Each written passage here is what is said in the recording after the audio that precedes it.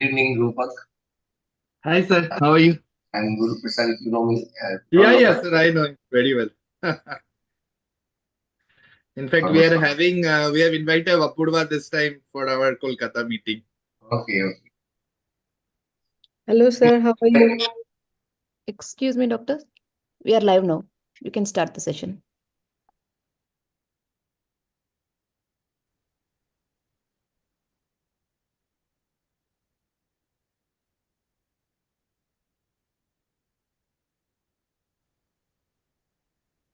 After successfully conducting themed retina meetings for the last 5 years, we present Fibrosis 2025. In 2021, the theme was angiogenesis. In 2023, we focused on atrophy, and now we're exploring fibrosis. A very warm welcome to all attendees of the Fibrosis 2025 meeting.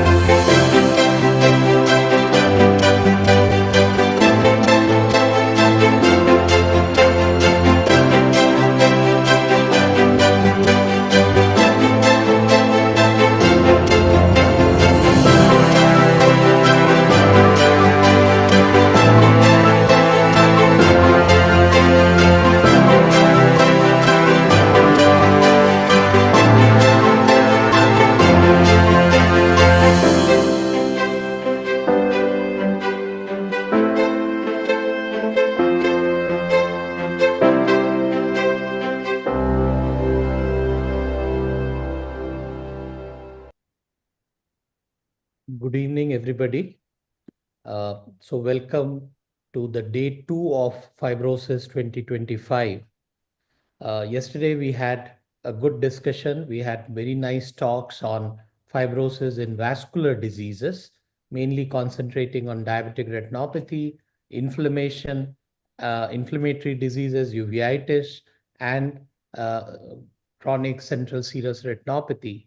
It was really a great discussion, and today looking forward for some great learning on AMD and PCV fibrosis. I would like to introduce the moderator of the first session, Dr. Rupak Roy, who is our senior consultant at Sankara, Nethalaya, Calcutta, a vitreoretinal surgeon par excellence, and he'll be introducing the next session, Dr. Rupak. Thank you, Dr. Rajiv. Um, uh, it's a wonderful meeting, and I'm very happy to moderate this session. Straight away, I'd like to invite Dr. Usha Chakrabarti. She'll be speaking on retinal fibrosis in wet AMD. Dr. Usha Chakrabarti is a very eminent retina physician. She's a professor of ophthalmology and visual sciences in Royal Victoria Hospital, Northern Ireland. Dr. Chakrabarti will be presenting a recorded recorded talk. We can start that talk.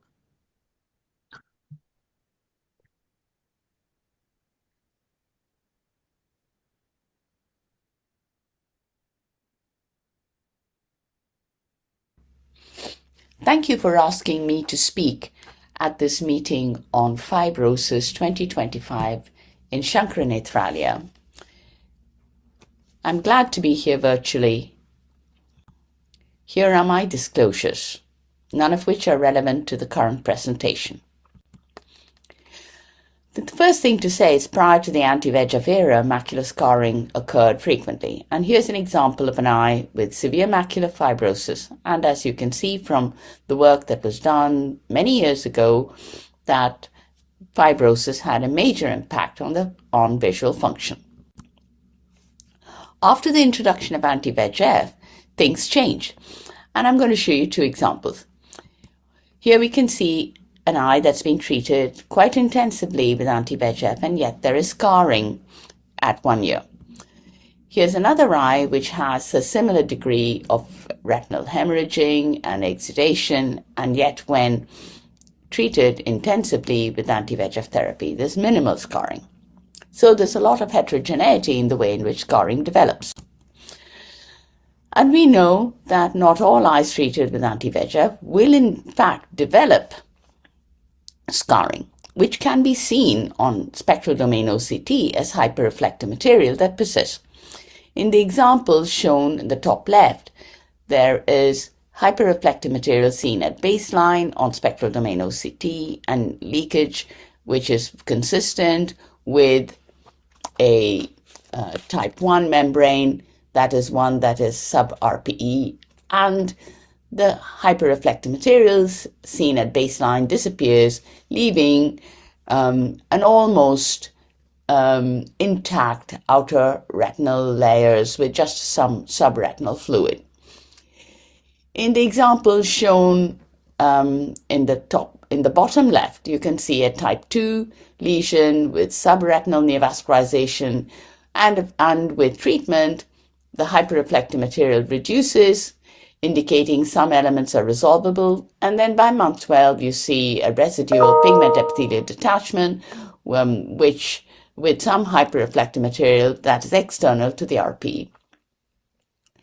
On the top right, you see a type 3 RAP lesion where all the hyperreflective material that is normally intraretinal disappears, leaving behind regions of atrophy and thinning of the retina, but no persistence of this hyperreflective material. And finally, in the bottom right, you see a case where there is potentially a polypoidal lesion with a complex PED, subretinal hyperreflective material, and this is persistent both subretinally and sub-RPE. Now you can see that these different evolution patterns of hyperreflective material have some correlation with the type of neovascularization. And it has been observed that this hyperreflective material, when located in the outer retina, likely represents fibrosis, and in the CAT trial was associated with an adverse impact on visual acuity. In the IVAN trial, which looked at very long-term associations, the presence of hyperreflective material resulted in very marked reductions in visual acuity, as well as in the presence of macular atrophy. So there seems to be a relationship between the presence of this hyperreflective material, that is fibrosis, and the onset of macular atrophy as well.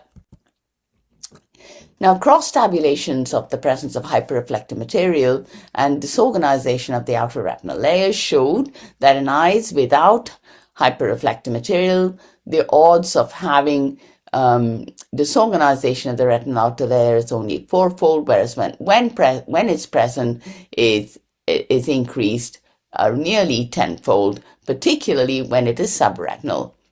Whereas when it's sub-RPE, the disorganization is only increased fourfold compared to eyes that did not have any hyperreflective material.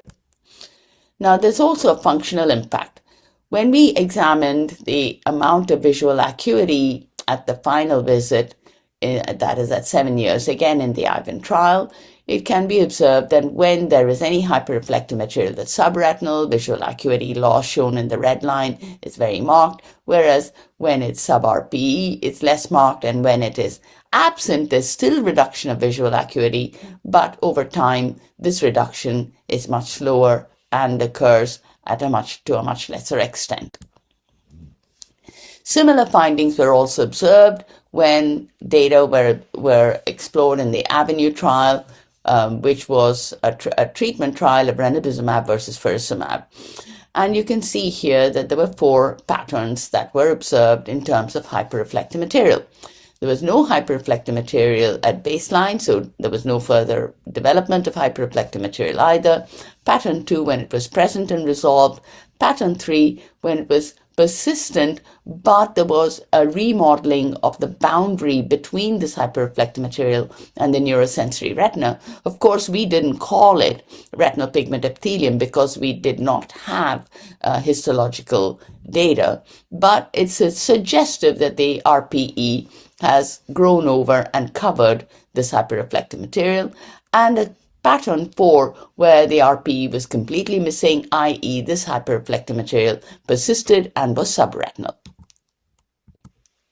So when we look at the visual acuities as to what happened in these patients because remember that this is a longitudinal study, and we can see what the impact is on both baseline vision and BCVA change.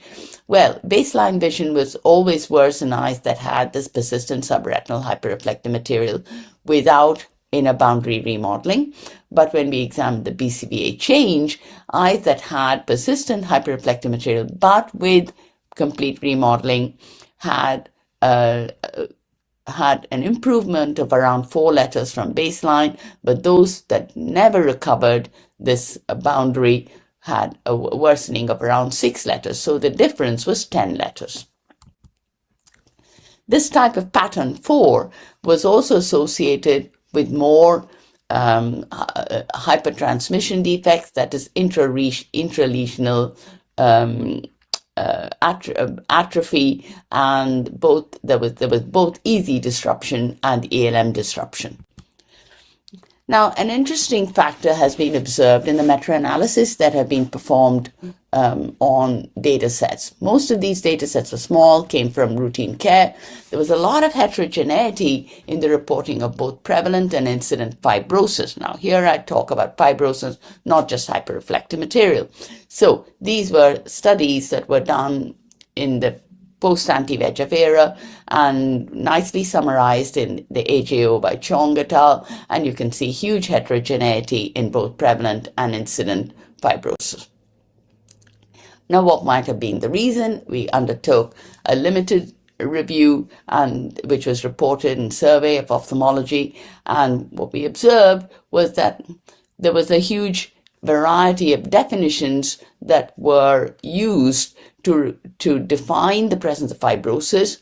This was more consistent in color and fluorescein angiography, which have been well established on fast technologies, but much more variability in the descriptions of what constituted fibrosis when seen on spectral domain OCT. Now, agreement studies obviously help understand the relationship between these end-fast modalities and detection of fibrosis when seen on spectral domain OCT. So we took a subset of images from a multi-center clinical trial known as the EDNA study, the early detection of neovascular AMD. This was actually a diagnostic accuracy study, but patients were enrolled with wet AMD in one eye, and these patients were followed up for up to 3 years. And it was the first presenting eye that I'm going to talk about because these patients were treated with anti-VEGF and followed up for up to 18 months, or rather we had data for up to 36 months, but I'm going to talk about the 18-month visit. The study repository contained multimodal image sets, treatment naive, and then at month 18 and month 36 as already mentioned. Now, the definitions that were employed in detecting fibrosis are shown here. So we tested what the graders found. The order of assessment was color fundus, followed by fluorescein angiography, followed by OCT. And as you can see here, the relationship between color and FA itself was pretty low with a cap of 0.56. And when we look at color versus OCT, it is even lower still at 0.4, indicating high level of disagreement. Now, when we reclassified the presence of hyperreflective material in relationship to the RPE, agreement increased. So when the hyperreflective material was internal to the RPE, that is subretinal, the kappa values rose quite dramatically. Agreement increased to around 76% in eyes that had subretinal, or when there was also sub-RPE with the subretinal. When it was sub-RPE only, agreement was very low at around 12%. Now, we also looked at agreement with fluorescein angiography, and while it was a little bit better between spectral domain OCT and fluorescein angiography, we saw the same sort of pattern with subretinal hyperreflective material having a much higher kappa and agreement value compared to sub-RPE hyperreflective material with fluorescein angiography detected fibrosis.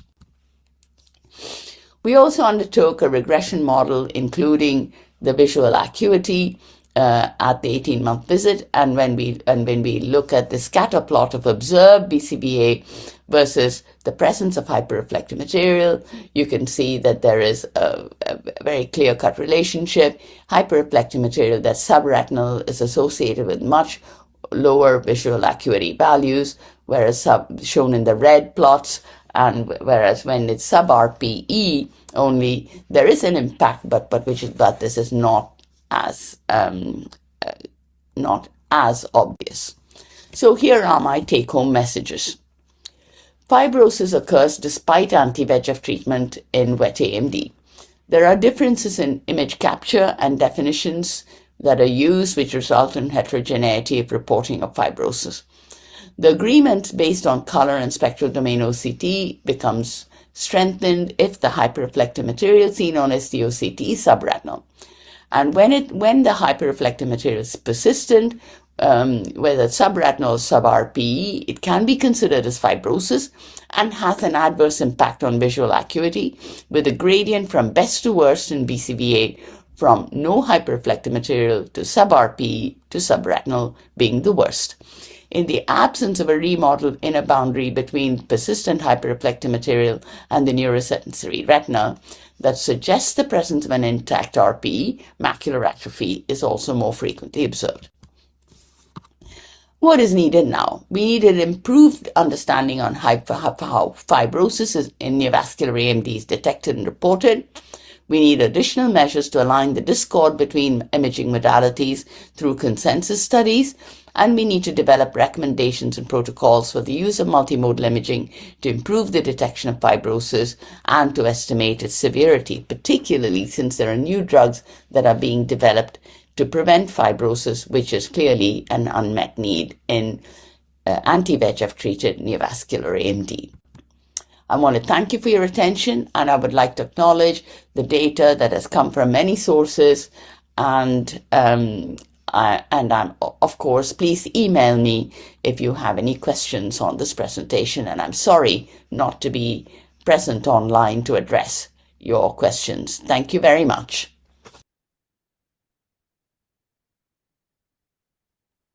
That was a wonderful talk by Dr. Usha Chakrabarty. We will go on to the next talk, then we'll have a panel discussion over it. The next talk will be on pathogenesis of subretinal fibrosis in AMD by Dr. Daisy Y. Shu. Dr. Daisy Shu is a scientist senior lecturer in the School of Optometry and Vision Science at University of North South Wales. Welcome, Dr. Shu. All yours now. You'd like can I play your presentation, or you'd like to Yes, present? please. Play the Yeah, I'm presentation. happy for you to play it. Yeah, thank you so much.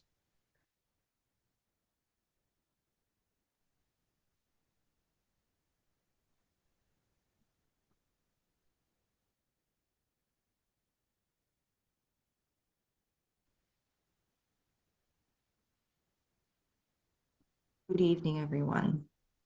Thank you so much to Dr. Rajiv Raman for inviting me to present in Fibrosis 2025. It is such an honor to be able to present my work here today. I'll be speaking about the pathogenesis of subretinal fibrosis in AMD. And I have an image here of a mitochondria. And that is because I do believe that mitochondrial dysfunction plays a very significant role in driving the pathogenesis of AMD. AMD, as you know, affects the outer retina. So in particular, the photoreceptors and the retinal pigment epithelial cells, or RPE, are the first cells to degenerate in this disease. And of course, the choriocapillaris is heavily involved, particularly in the wet form of AMD, where there is choroidal neovascularization. There are two forms of AMD that you're probably very well aware of, the dry and the wet forms. But what I wanted to impress upon you is that all roads lead ultimately to subretinal fibrosis, whether it be dry or wet AMD. If it's left to become quite significant, there is the propensity to develop this fibrotic response, and it is considered an end stage of AMD. And unfortunately leads to irreversible central vision loss. So the qualities of the fibrotic mass that you can see here in the macular region is that there is tissue contracture, scar tissue accumulation, and of course the unfortunate loss of tissue architecture, which is very, very hard to replace because the retina is so dependent on its very finely ordered architecture of cells. And so it's great to be in this meeting on fibrosis because this is a very challenging topic because there aren't very many anti-fibrotic agents out there. And so this work needs to be done to further understand and unravel the mechanisms driving fibrosis. And in doing so, we can develop more novel therapeutics. And one primary driver of this fibrotic mass is the process of EMT, or epithelial to mesenchymal transition. And in the context of subretinal fibrosis, this is an EMT of the retinal pigment epithelial cells, or the RPE. And so here you see a beautiful monolayer of RPE cells. They're very regular in shape, quite cuboidal. They have cell-to-cell adhesions, cell-to-basement membrane adhesions. They're highly polarized and they're non-motile. Now, if they are subjected to some EMT inducers such as TNF-alpha or TGF-beta-2, what happens is they dramatically change their appearance.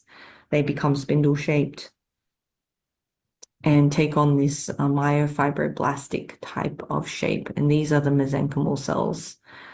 They've lost their cell-to-cell adhesions, cell-to-basement membrane adhesions. So now they can migrate away from their original location.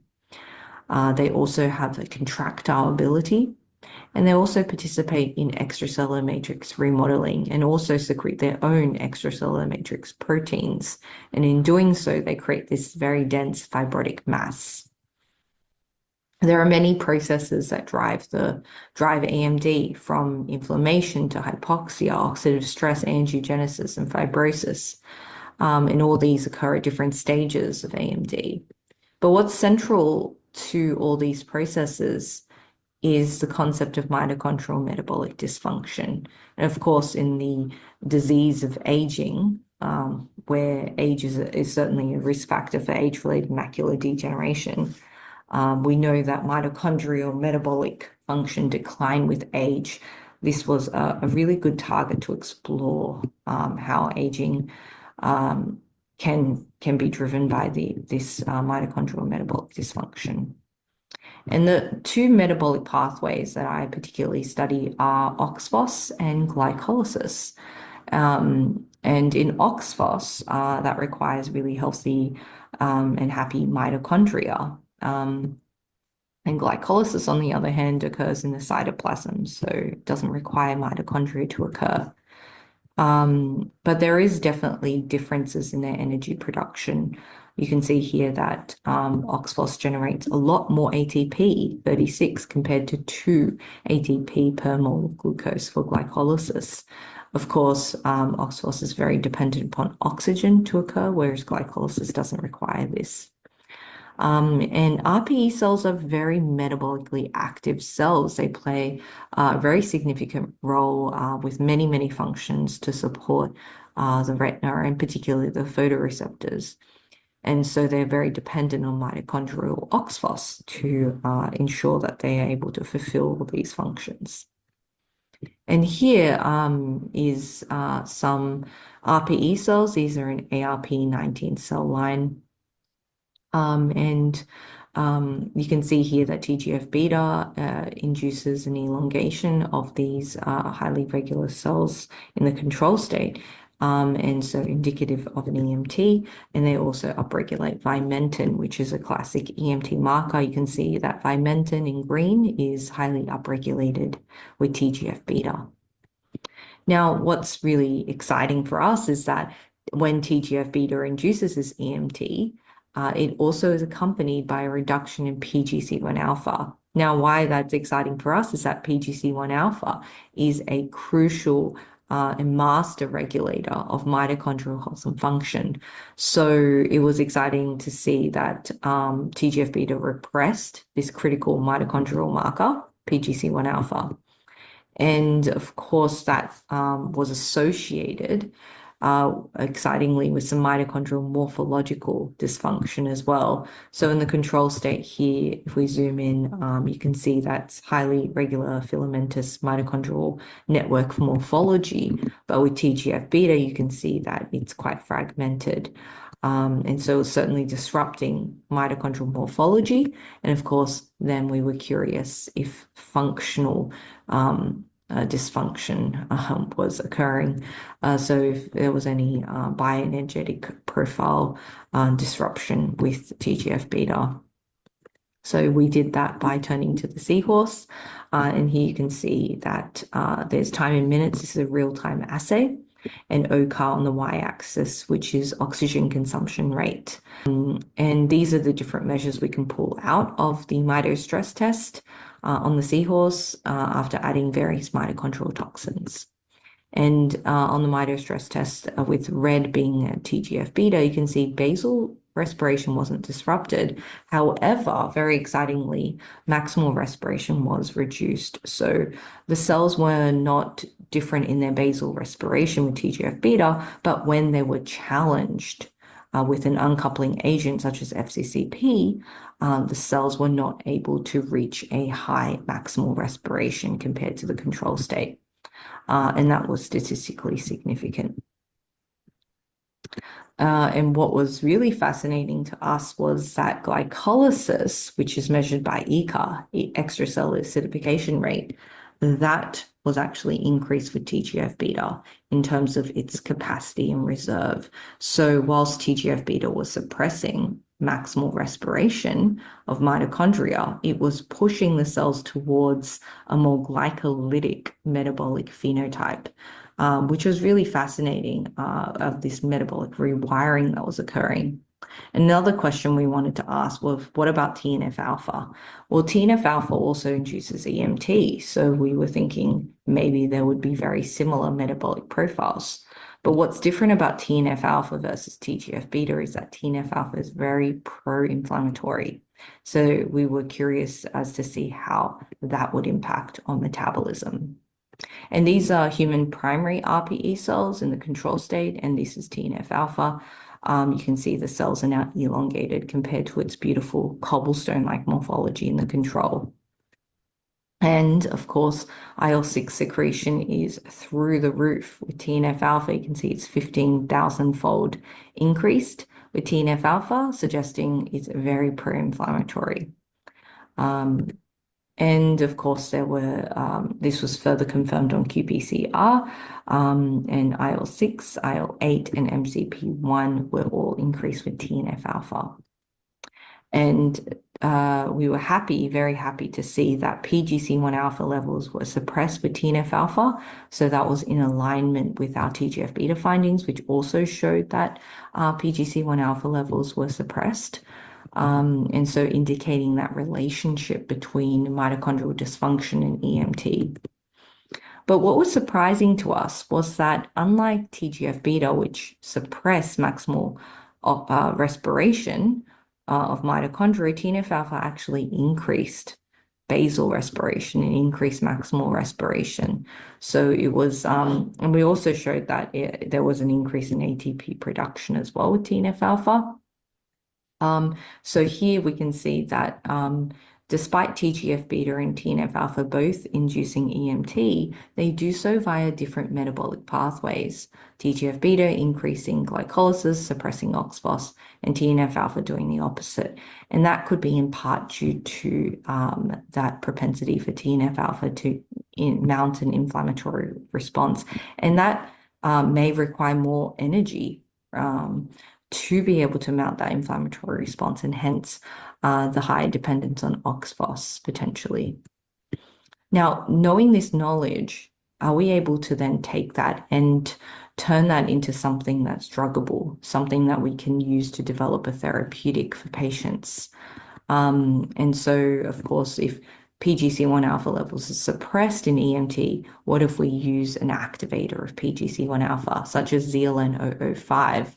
And you can see here with TGF-beta, you can see the increase by Vimentin expression, indicating EMT.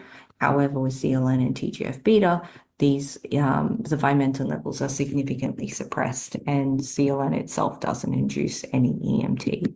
And this was confirmed when quantified and was statistically significant.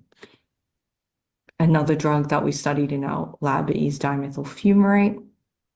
Here you can see the human primary RPE cells in the control state, beautifully cuboidal and highly regular. TNF-alpha induces that elongation, suggesting EMT.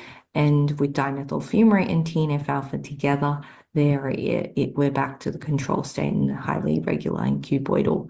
And dimethyl fumarate itself doesn't induce any EMT. And also exciting is that on ELISA, IL-6 secretion was, of course, increased with TNF-alpha, as I showed previously. However, now you can see that dimethyl fumarate significantly blocks that inflammation. So not only was it blocking EMT, but also inflammation. So to summarize, today I've shown that there is a lot of complexity there in terms of metabolic reprogramming during EMT of RPE.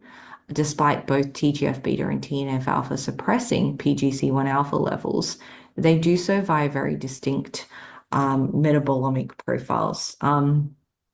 TGF-beta 2 suppresses OXPHOS, enhances glycolysis, and TNF-alpha suppresses glycolysis, enhances OXPHOS. So they're quite opposing in terms of how they use mitochondria to get to their endpoint of EMT. However, this differential response may be linked to the pro-inflammatory mechanism of TNF-alpha, which to mount that inflammatory response is quite energetically demanding.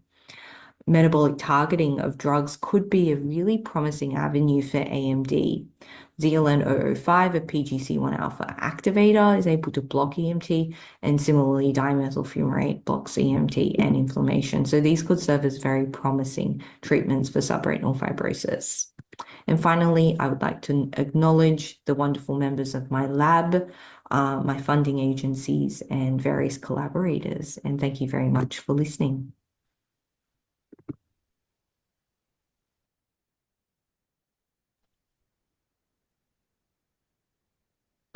Thank you, Dr. Daisy, for an insightful presentation.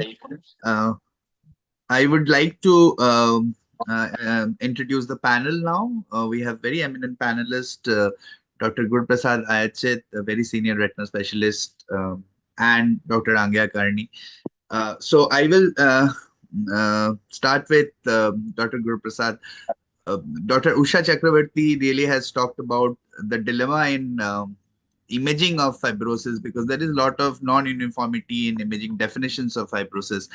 And her presentation really talked about OCT and FA.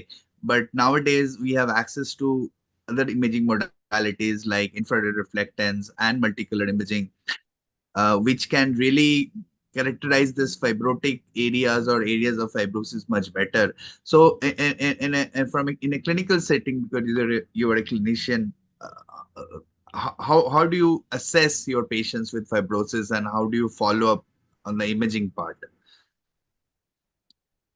Thank you for this opportunity, Dr. Rajiv, and thank you. I think clinically, subretinal fibrosis can be evaluated by colonoscopy. Well, appears as that white tissue can demarcated the subretinal. Case usually subretinal fibrosis is. Also, if you do a fluorescein angiography, blocked fluorescence drug and type 2, type 1, then it called hyperfluorescence or age. Yes. Uh, and of course, we can sort of ancillary tests like nowadays, polarization sensitive PSOCT is but is not actually available as yet, and which can really differentiate the different components of REM, the SHRM, hyperactivity, seen fibrosis in NAND can be actually well differentiated because it's all the components produce similar hyperreflectivity on whether it is fibrosing tissue or Yeah. happy So to- yes, yeah, yes. yeah. So another, though obviously,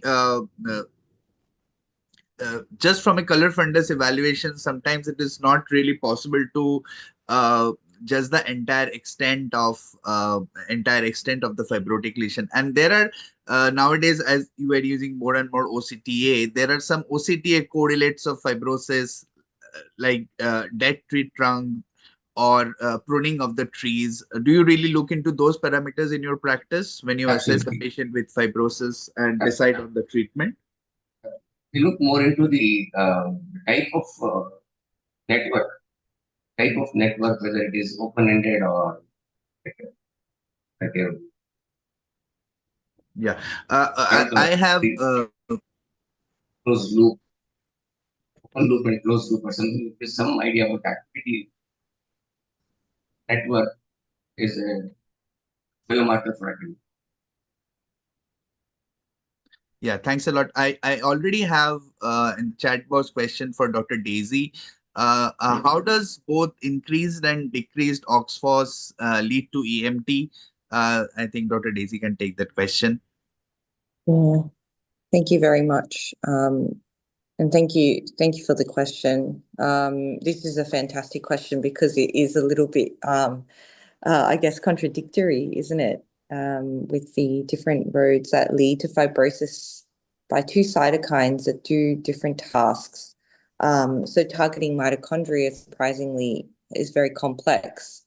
So it seems that both of them cause fibrosis, whether it be increase OXPHOS or reduce OXPHOS. But what's common between TGF-beta and TNF-alpha is they both suppress PGC1-alpha.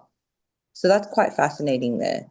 PGC1-alpha is typically known to support mitochondrial function. And so the hypothesis there is that if they're both suppressing PGC1-alpha, then they're both stimulating mitochondria in a negative way. So the funny thing about TGF-beta is it suppresses OXPHOS, shunts it towards glycolysis. Now, with TNF-alpha increasing OXPHOS, some may think that that is a good thing, that there's more mitochondrial activity. But in some respects, that increased OXPHOS by TNF-alpha can be a toxic kind of enhancement of mitochondrial activity, because increased OXPHOS can cause more byproducts of oxidative stress molecules. So more reactive oxygen species can be generated with overactive mitochondria. And so that can perpetuate more oxidative stress, which we know that TNF-alpha does increase oxidative stress. So that can then further proliferate that inflammatory response. increase oxidative stress and increase that vicious cycle potentially. So that's a really interesting question. I'm scratching my head sometimes, and I was so surprised when I saw that result on the seahorse. So yeah, a lot of questions there, but perhaps it's a detrimental increase in OXPHOS that is perpetuating more VOS production with TNF alpha. But thanks for your question. I have a Thanks. question.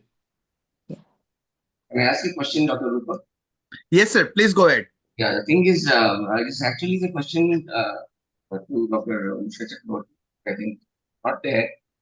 Daisy or any of the panelists can answer this. It's about the armamentarium that we have at our disposal today, using activity, although all of them result in some fibrosis. Whether different anti-VEGFs result in different rates of regression, vascular remodeling, are they different? With what my question is, and which anti-VEGF is likely to cause more process? That is the one which rapidly reduces, or whether it is the one which what my question is. Have this answer. Oh, thank you, Dr. Ayashit. There was a little bit of cutoff of the question. Could you just say the last part again with your question? The rate of regression and the rate of or the way the remodeling occurs with each anti-VEGF, is it different? And whether the fibrosis component changes with the different anti-VEGFs that we use. Yes, thank you. Thank you. That is a great question regarding the various anti-VEGFs that we have available and their propensity to stimulate more fibrosis or not. So I haven't actually, that's a great question. I haven't actually tested all the anti-VEGFs. So my understanding is really limited to my reading of the literature.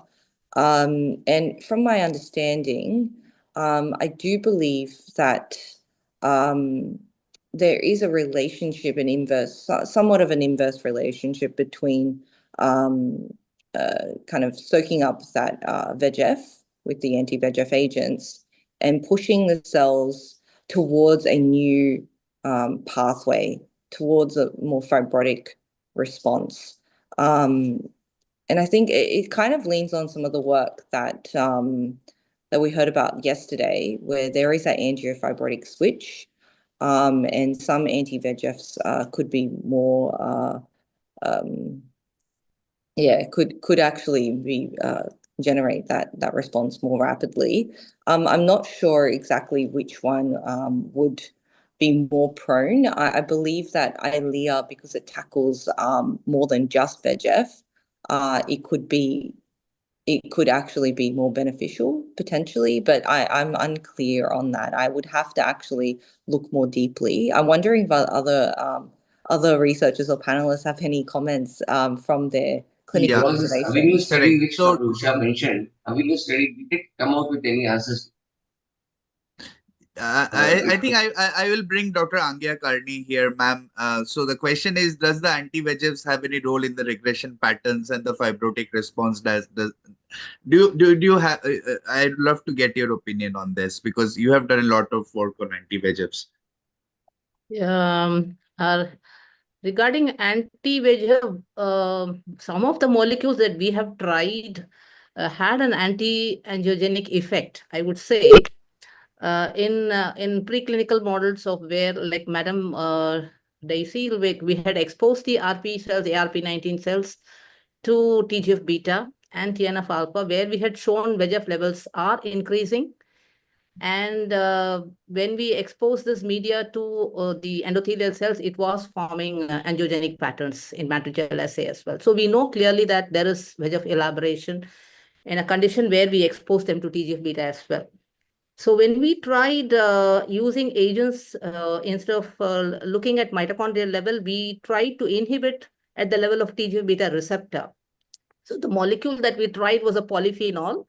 it was an active principle that we have tried, which we have published, that inhibited at the level of TGF-beta receptor, and that resulted in an anti-angiogenic phenomenon as well, apart from its anti-EMT activity, which we saw in terms of lowering of the vimentin expression.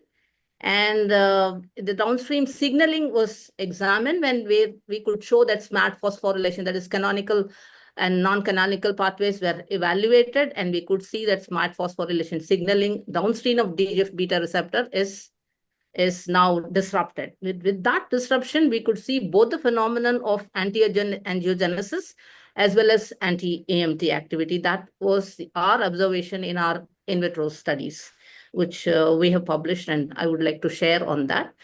And the other thing was much further down. She mentioned about the elaboration of reactive oxygen species and an outcome of the increased mitochondrial activity.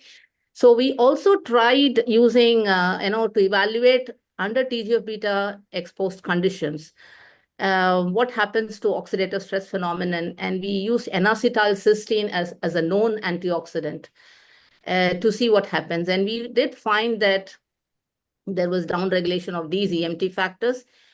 And other polyphenols also, which we know are very good antioxidants, are some of the metabolites that we were exploring, had a very similar effect. So I have experience evaluating them downstream of TGF-beta in terms of its receptor and TNF-alpha receptor, which we modeled in silico at that time, as well as in the oxidative stress component. Where we have not looked into mitochondria, but upstream and downstream, yes, are polyphenols, which are basically antioxidants, but seem to have other activities as well, these active principles, by inhibiting this phosphorylation, by intercalating by binding to the TGF-beta receptor. So this is our experience. It was associated with anti-angiogenic phenomenon as well, which we examined in vitro.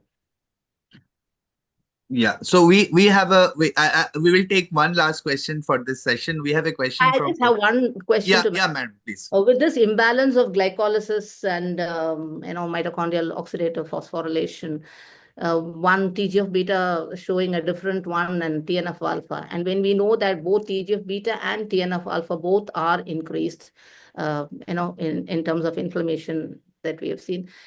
We have also seen IL-6, IL-8, and MCP-1 increase. Dr. Parveen knows about it in the vitreous of AMD, which we could evaluate along with VEGF levels as well. Would you think like downstream of the metabolic marker in terms of lactate pyruvate ratio will also be a good marker to say, how this is, and how is this metabolic flux is going to vary from the central retinal or the macular part to the peripheral part? Do you think this metabolic flux is going to be varying with the regions of the retina? No, wow, those are fantastic questions. Thank you so much. These are very thought-provoking, especially with the lactate pyruvate ratio. I have run a metabolomics analysis on cells treated, human primary RPE cells treated on by TGF-beta and separately by TNF-alpha. They had very distinct metabolic profiles, but I didn't calculate ratios from that. So I might actually revisit that analysis and see, because clearly there is that difference in OXPHOS glycolysis, so that could be a very telling link there. So thank you for that. And on the topic of central peripheral differences in metabolism, that is an incredible question, because as you know, like the cell cultures we study is very much monolayer of harvested cells, so it really kind of averages everything across, and so we're taking a very average response, and clearly the fovea is completely different from the periphery. And I may have to visit some human retinal samples, donor samples, and mouse tissues to get some like solid answers there. But from my understanding, the central area is very metabolically demanding. So I would think very heavy on the OXPHOS, particularly for RPE cells. So I'd assume the damage by TGF-beta is more potent since they're switching it to that glycolytic phenotype. But I would be very curious to see. I may have to just, punch some biopsy punches of tissues from central peripheral regions and compare that kind of metabolic profile. So thank you very much for those ideas. And the hypoxia and the anaerobic environment would also alter the pH of the cell. And that's going to upset the lysosomal machinery of the cell. And we know how lysosomes are playing a role in the dosage formation. So it seems to be directly involved in the AMD pathogenesis itself, this metabolic derangement. Yes, definitely. Thank you. Thanks very much. Thank you. Thanks a lot.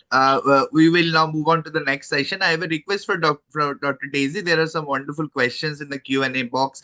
If you could just answer to them, because we really have to move on to the next session. We are running late. I'll type hand it over to Dr. Rajiv Raman. Thank you. So I would like to introduce the next session moderator. We have Dr. Pradeep Suswar, who is our senior vitreoretina consultant.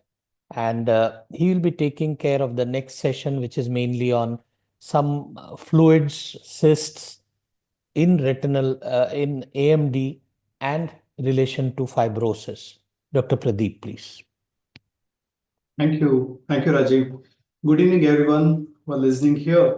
And going forward from basic science to a little more morphological features on the retina, we move on to the next two great talks by the eminent speakers, Professor Francesco and Professor Dinazur, who are with us here today, who will be talking on fluid management. A brief about the fluid management. We all know that the retinal hemorrhages, exudation, fluid accumulation are the hallmark of any fresh AMD activity.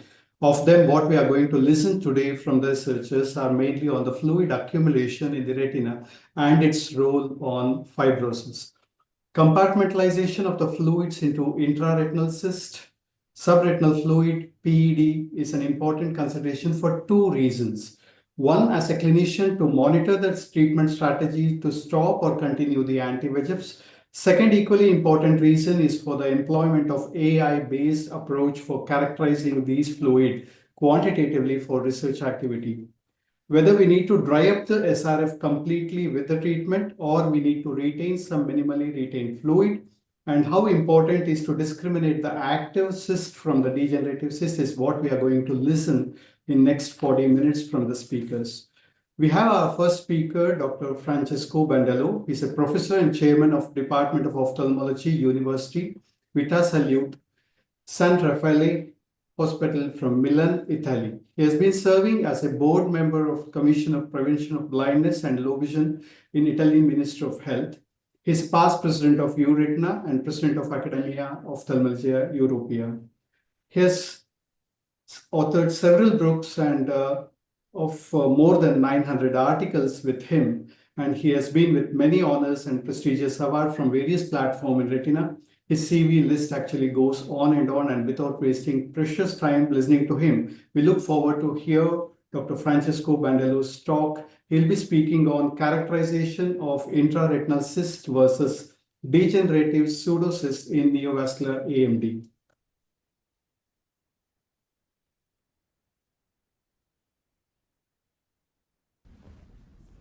So hi everybody, I'm Francesco Bandello. I am recording this presentation from Milan, Italy, and I thank you very much for the opportunity you gave me to present this topic. This is a topic which was conceived, prepared by one of my youngest collaborators, Alessandro Arrigo. And the title is Characterization of Intraretinal Cysts versus Degenerative Pseudocysts in Neovascular Age-Related Macular Degeneration. So the background is that when we say intraretinal fluid, we make reference to a pathology characterized by leakage in excess of the local capability of removal, leading to accumulation of fluid inside the retina. And this is inside cystoid spaces. And this is a definition which was obtained by the ophthalmology consensus nomenclature. It is detected, this kind of sign, in at least 67% of wet AMD cases at the baseline. And it can be associated with with subretinal fluid in some case, in 45% of cases, or it can be isolated in 15% of cases. The other definition is the definition of degenerative retinal pseudocysts. This is a term which was introduced by Solomon Cohen and the group of Ramin Tadayoni in 2010. And these look like intraretinal cysts on the OCT exam, usually not associated with the exudation by definition, and is highly correlated with outer retinal atrophy and fibrosis. So the question that we tried to address was, in chronic neovascular AMD, are these cysts that you see here are intraretinal fluid, are degenerative pseudocysts, or can be both? Is it possible to perform the differential diagnosis of these different elements? And is it indicated some kind of retreatment whenever we have this kind of lesion? So the information I will present you are coming from a paper which was already published last year. And this is a paper which appeared in Ophthalmology Retina. And the study was a cross-sectional study which examined 387 cysts collected from 35 eyes of 35 neovascular AMD patients. The mean disease duration was 5 years, and the lesions were classified as type 1 in 63% of cases, type 2 in 23%, or mixed type in 14% of new vessels. We included only cysts with a diameter of at least 50 micrometers, and we tested intraretinal fluid and degenerative pseudocysts quantitative profiles. The main outcome measures were cyst circularity, pericyst perfusion signaled by AMFAS-CTA, pericyst perfusion signaled by DART-CTA, pericyst hyperreflective foci, more than 10 slab, and fibrosis or outer retinal atrophy. So intraretinal fluid was defined as the appearance of intraretinal cysts in the study visit with no signs of the same cyst in the last follow-up. Degenerative pseudocysts were defined as persistent intraretinal cysts for at least 3 months despite the administration of intraretinal injections during this period of time. And these are the results of the study. Most of the included cysts classified as intraretinal fluid. And these were characterized by pericyst perfusion signal. And degenerative pseudocysts were surrounded by not perfused space. So the main difference among the intraretinal fluid and the degenerative pseudocysts was related to the perfusion. The circularity resulted significantly higher in intraretinal fluid cysts than degenerative pseudocysts. And intraretinal fluid cysts are characterized by round profile, whereas degenerative pseudocysts showed a square-like aspect. So looking at the question that we try to address, are these intraretinal fluid, degenerative pseudocysts, or both? The answers are here. Intraretinal fluid cysts were characterized by a round profile and pericyst perfusion signal. Degenerative pseudocysts were characterized by square-like aspect and no perfusion signal. There was a significant correlation with prevalence of fibrosis, atrophy, and visual outcomes. DART-CTA provided much more details than AMFAS-CTA, although it was limited by the small field of view. So looking at the conclusion of this presentation, the take-home messages can be these four that I'll try to let you know now. Multi-signal OCTA analysis improves the assessment of intraretinal vascular features by providing new quantitative metrics. DART OCTA allows to perform the differential diagnosis of intraretinal fluid from degenerative pseudocysts, and these findings will help to customize treatment strategies and to optimize retreatment choice. These new approaches should be implemented in future AI-based models. I thank you very much for your kind attention. Thank you very much. And Dr. Francesco is not with us live here today. And we'll move on to the next talk by Professor Dinazar. Dinazar is Professor of Clinical Ophthalmology at Tel Aviv University, Israel. She heads the Center of Retinal Degenerations and founder director of Retina Research Center, Tel Aviv Medical Center. Professor Dinazar is also chairwoman for Israeli Vitreoretinal Society. Her publication portfolio includes 139 publications in the field of medical retina imaging, reviews, book chapters, and editorials.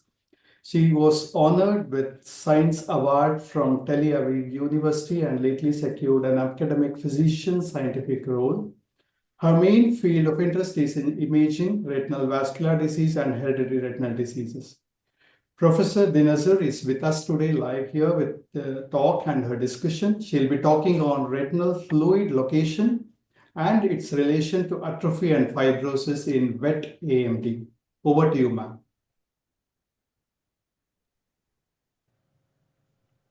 Hello, I would like to thank Dr. Rajiv Raman for the kind invitation to talk about this important topic and for organizing this webinar. I will talk about retinal fluid dynamics in neovascular AMD, focusing on atrophy and fibrosis. We know that from real-world data and also from long-term clinical trial data that atrophy and fibrosis evolve, they develop in neovascular AMD eyes. And when you look at this real-world study, which comes from Spain with a follow-up of over 36 months, you can see that more than half of the patients developed atrophy and or fibrosis over these 3 years. Fibrosis was a bit more prevalent in this study, but the risk of both atrophy and fibrosis increased more than 8 times after 3 years of treatment. Of course, those patients were treated with anti-VEGF injections, when you compare it to the baseline visits, and this explains why those two complications or late-stage complications of the disease remain so important when looking at visual acuity outcomes. So we can split this up over the timeline. You can look at the baseline characteristics, how the patients start with which visual acuity, and what their baseline fluid parameters look like. Then we have the maintenance phase of the neovascular AMD treatment. And again, patients can have persistent kinds of fluid. And of course, we ask ourselves if there's a correlation between the anti-VEGF intensity treatment and the development of those late-stage complications. Let's start with macular atrophy. It remains a major vision threat in neovascular AMD eyes. It occurs despite these initial visual gains that we see when we start treating patients, but over the long-term follow-up, we know that they lose vision and atrophy remains a main cause for this. Is there a correlation between the intensity of injections and the development or the growth rate of the atrophy? We still don't have clear answers for that. If you look at the CAT and 7UP trials, we can see that a higher injection frequency was linked to macular atrophy and faster enlargement of the atrophies. But if we look at the Harbor and Ivan trials, there was no significant association between the frequency of the injections and the atrophy. However, we do know that the baseline status of fluid is related to long-term visual acuity outcomes. If you look at the VIEW studies, which investigated aflibercept 2 mg neovascular AMD, you can see that patients that had intraretinal cysts at baseline ended up with worse visual acuity after completion of the study in yellow on the left-hand side, but on the right-hand side, patients that had subretinal fluid at baseline, they end up with better vision. So it does seem to matter. If we look at the role of baseline fluid location and the development of atrophy, it is very clear and consistently seen in clinical trials that intraretinal fluid at baseline is associated with a higher risk of atrophy development, whereas subretinal fluid at baseline in the CAT and HARBOR studies correlated with lower risk of developing atrophy. The IVAN study did not find a direct link between baseline subretinal fluid and atrophy, but patients that had residual subretinal fluid had smaller atrophic lesions. And this is why we have to talk about persistent subretinal fluid. If we look at the CAT study, an old one, and they still use time domain OCT, as you see here, but still, it provides us with important information because over the long term, you can see after 114 weeks, patients that had any subretinal fluid ended up with better vision than those that had no subretinal fluid over the follow-up. And actually those with subfoveal fluid, as you can see in the black bars, they had the best vision. So this is a bit contradictory. Actually, we want to dry up all fluid because we want to achieve disease control. Also in the HARBOR trial, patients that had persistent subretinal fluid actually gained the same visual acuity as those that dried up completely. And of course, all patients were treated within the clinical trial with the aim of drying up fluid. So you can see patients with persistent foveal subretinal fluid on the left-hand side, patients with persistent parafoveal subretinal fluid on the right-hand side actually ended up with the same visual acuity as those that did not have persistent fluid. And if we look at the very long-term follow-up of 10 years from real world, again, macular atrophy remains the leading cause of vision decline, and patients who had continuous subretinal fluid presented with reduced atrophy rates and better visual acuity preservation. Interestingly, if you think about it, patients that have only subretinal fluid are those that have a type 1 neovascular membrane. Why is this? Because why is this related to the risk of developing atrophy? Type 1 lesions have been shown to continue exhibiting flow despite VEGF suppression. This comes from a study that was performed in 2000 or published in 2015. So the questions that arise, is there a correlation between long-term VEGF suppression and reduced risk of those GA lesions in type 1? Maybe it preserves the choroidal perfusion in these cases. And the theory has been raised that retinal fluid during the treatment course actually might have a protective mechanism or act as a shielding barrier between the photoreceptors and those toxic RPE processes happening in eyes with neovascular AMD. This is supported by studies from the team of Vienna that showed that there's a topographic correlation between the subretinal fluid and the preservation of ellipsoid zone integrity, and you look at it in a topographic manner using AI algorithms. The fluid study actually based on the rationale that subretinal fluid in a small amount might be tolerated, and this was a new concept when it was published by Professor Geimer and her group. This was a prospective trial, as you might recall. Patients with treatment-naive active subfoveal neovascular AMD were enrolled. Patients were either treated in the intensive arm with the aim of complete resolution of all fluid compartments compared to a relaxed arm, which was tolerant for less than 200 microns of subretinal fluid height at the foveal center. You can see that patients ended up and gained the same amount of vision after 12 and 24 months. There was a small reduction of numbers of intravitreal injections in the relaxed arm. So we can conclude that a small amount could be tolerated without compromising vision. We wanted to ask ourselves if the development and progression of geographic atrophy under anti-VEGF treatment in eyes and neovascular AMD in the real world is related to the amount of fluid and location of fluid seen as baseline, and therefore we set up a study to investigate this using AI algorithms that quantify fluid. So this is a study that was performed at Tel Aviv Medical Center with 150 patients who had a minimum follow-up of 24 months.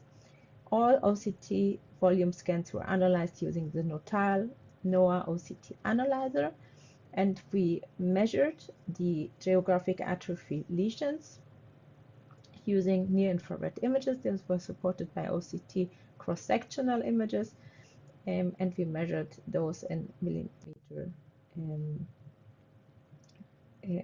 area size. So first of all, at the presentation, when patients came in with the naive neovascularization, at time of presentation, 34 out of 150 eyes, almost a quarter of patients, already had some atrophic lesions. We then looked at the progression of and the development of new atrophy. You can see that almost 40 patients developed new atrophy during this follow-up. So at the end of 2 years, almost half of the patients had any atrophy, and you can see the growth rate of patients with new GA lesions or those that were evolving under treatment, and those actually are in line with previous growth rates that had been presented and reported.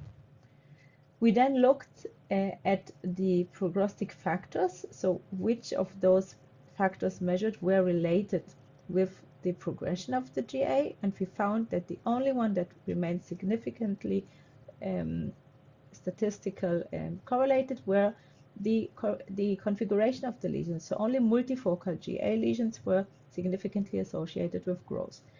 All the fluid parameters at baseline, all the fluid location did not reach statistical significance. Also, we looked at fluid fluctuations or the injection numbers given over 2 years, and we did not find a correlation.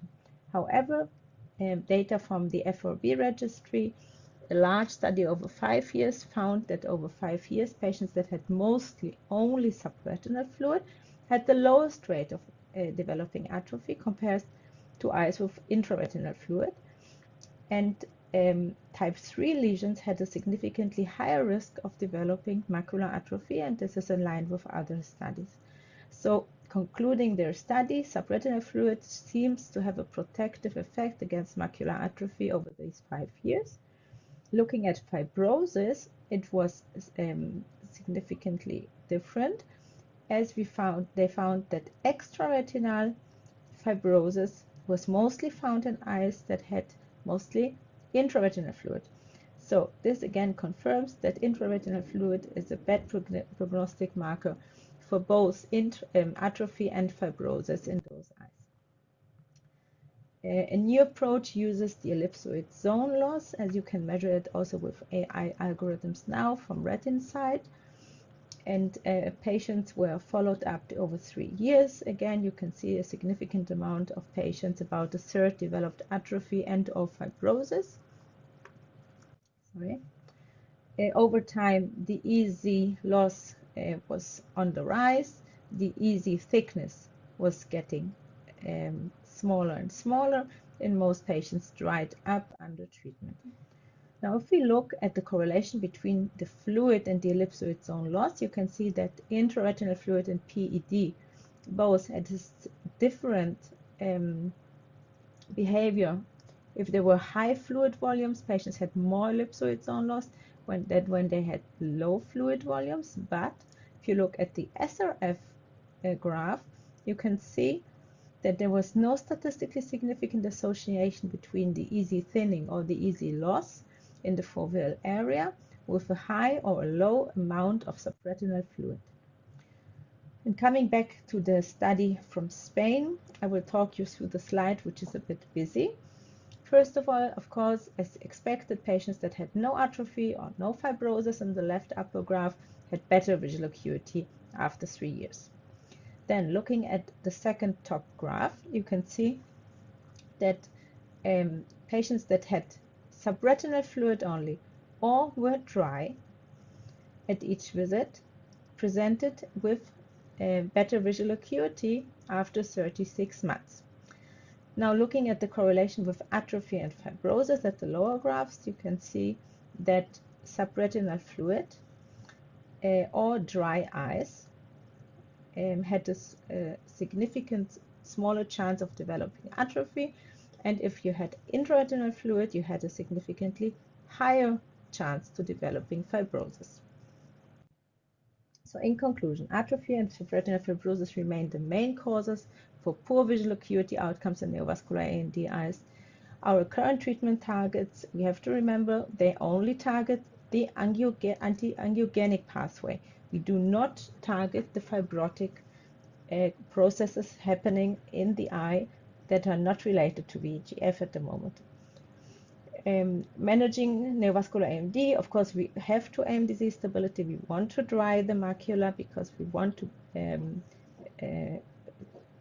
cause regression of those neovascular membranes, but we have to consider that there are implications of fluid on atrophy and fibrosis, and we have to remind ourselves that there is a significant difference between intra and subretinal fluid. And thank you very much.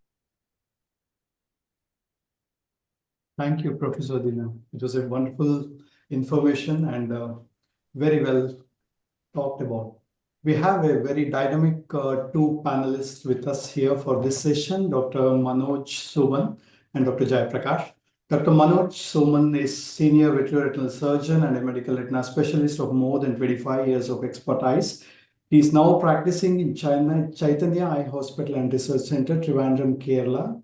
Dr. Manoj is an Aravind alumni and fellow of Glasgow Royal College, and he has touched about diamond milestone in his publications covering all the aspects. We welcome you, Dr. Manoj. And Dr. Jayaprakash is our own. He's a senior vitreoretinal surgeon and a proficient medical retina specialist of a decade practice in Shankara Nethalaya, Chennai. He's an AIMS RP Center alumni and won many medals and awards to his credit. He has several research publications and books for his credentials. And we welcome you, Dr. Jayaprakash, here. So to begin the questions to the panelists first of maybe the first talk based on that. So the intraretinal cyst, what we consider as clinician as a transudative or an exudative, when it comes to a degenerative, what's your take based on the article or whatever the talk, the study what Dr. Francello has done? Dr. Manoj? Yeah, I think that is because we always have in clinical practice, we always have this confusion as to how to differentiate a degenerative cyst from an active fluid. So I think this article has thrown some light into how we can differentiate it. Basically, I don't think we can use many of the things that they have quoted in the article in a real life practice in sitting in the clinic.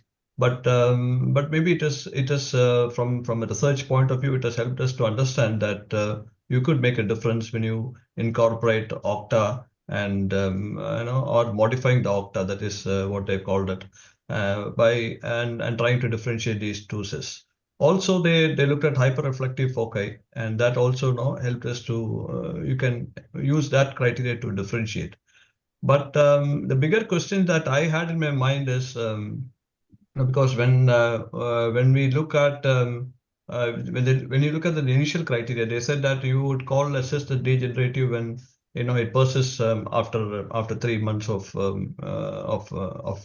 treatment. I mean, that is what we generally use in our practice. This is the criteria that we used. We generally do not actually try and differentiate it. One simple way is to kind of do an angiogram and try to differentiate whether it is an active or an inactive cyst.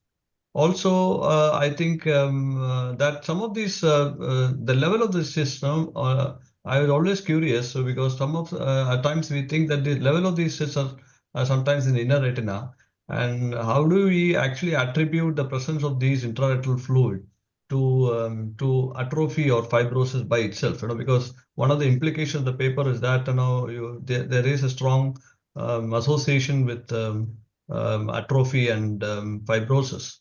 Now, how could you just relate only the presence of these cysts to that? Because there could be a lot of other variables, namely the type of CNVM, the presence of atrophy in the other eye, and a lot more other factors which could influence, fibrosis and atrophy in these patients.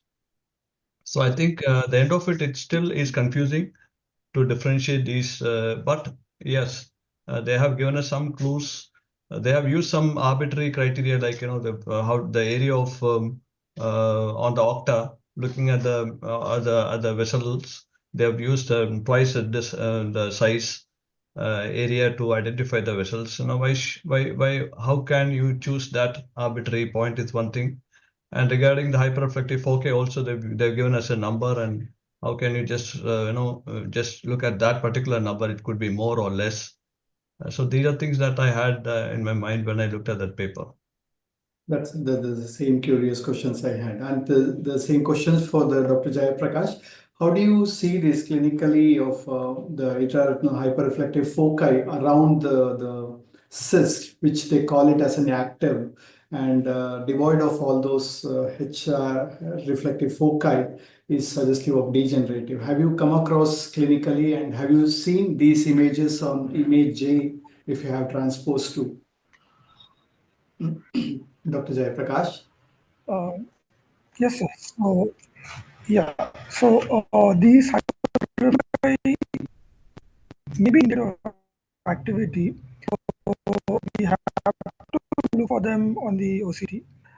What I use in the clinic is more of the patient terms actually. Whenever patients have fluid, they are able to tell us clinically about the symptoms. They have mild or something. So that definitely adds value in associated to the OCT findings in addition. So the article what Dandela presented was it is a very good tool to use A actually, so that it doesn't need the clinician's input, and the A automatically tells us whether what type of system, whether treatment is needed or not. So that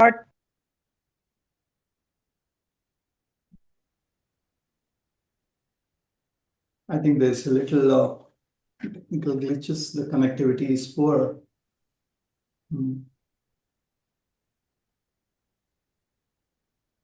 Are you connected, Dr. Jayaprakash?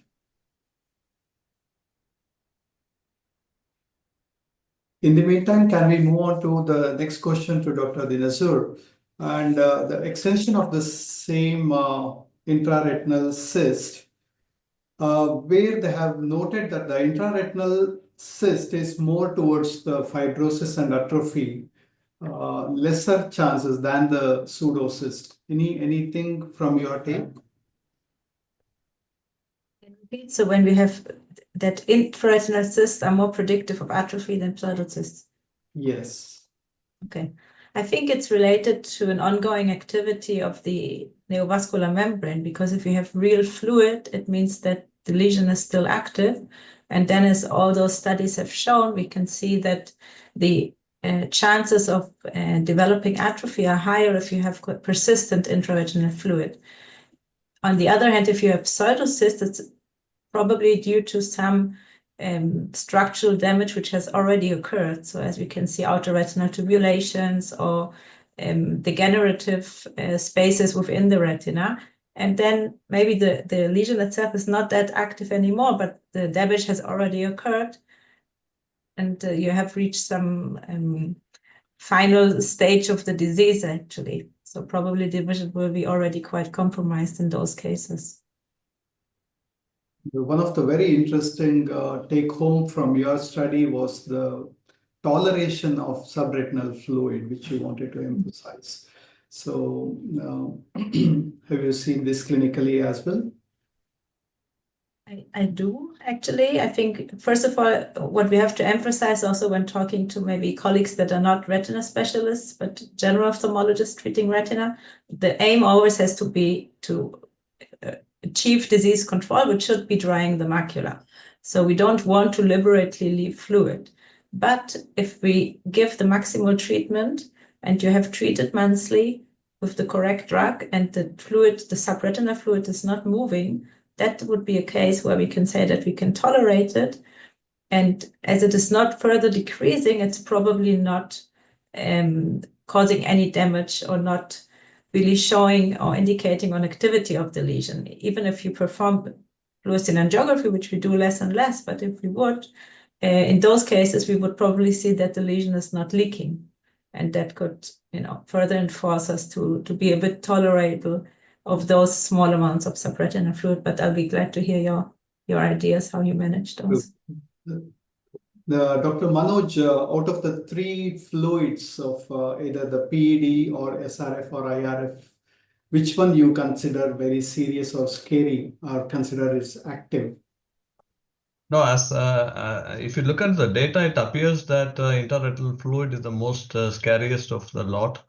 But like as I said before, giving importance to only this finding, I mean, we obviously will be looking at other biomarkers and giving importance to only this finding. I always used to wonder that this could be a transitive effect, and whenever you have an intraretinal fluid, are we not thinking of a Muller cell, dysfunction that is associated with this phenomenon, and therefore, no, that is probably why these patients do badly. And how can you really associate an intraretinal fluid to outer retinal pathology like fibrosis or atrophy directly? So there could be an association, like as Dr. Dina herself showed in her talk, that in their analysis they did not find an association between intraretinal fluid and subretinal fluid with respect to atrophy. But I think more importantly, I think would be the fluctuation of fluid. Like you were asking me the question, how do you differentiate a degenerative cyst from it? So during follow-up, if there is a fluctuation in the size of the cyst, maybe that is more relevant to me clinically. I would decide that okay, this is an active process. I would go after this fluid, as against a fluid which is kind of stationary and not. I think that is what I would keep in mind.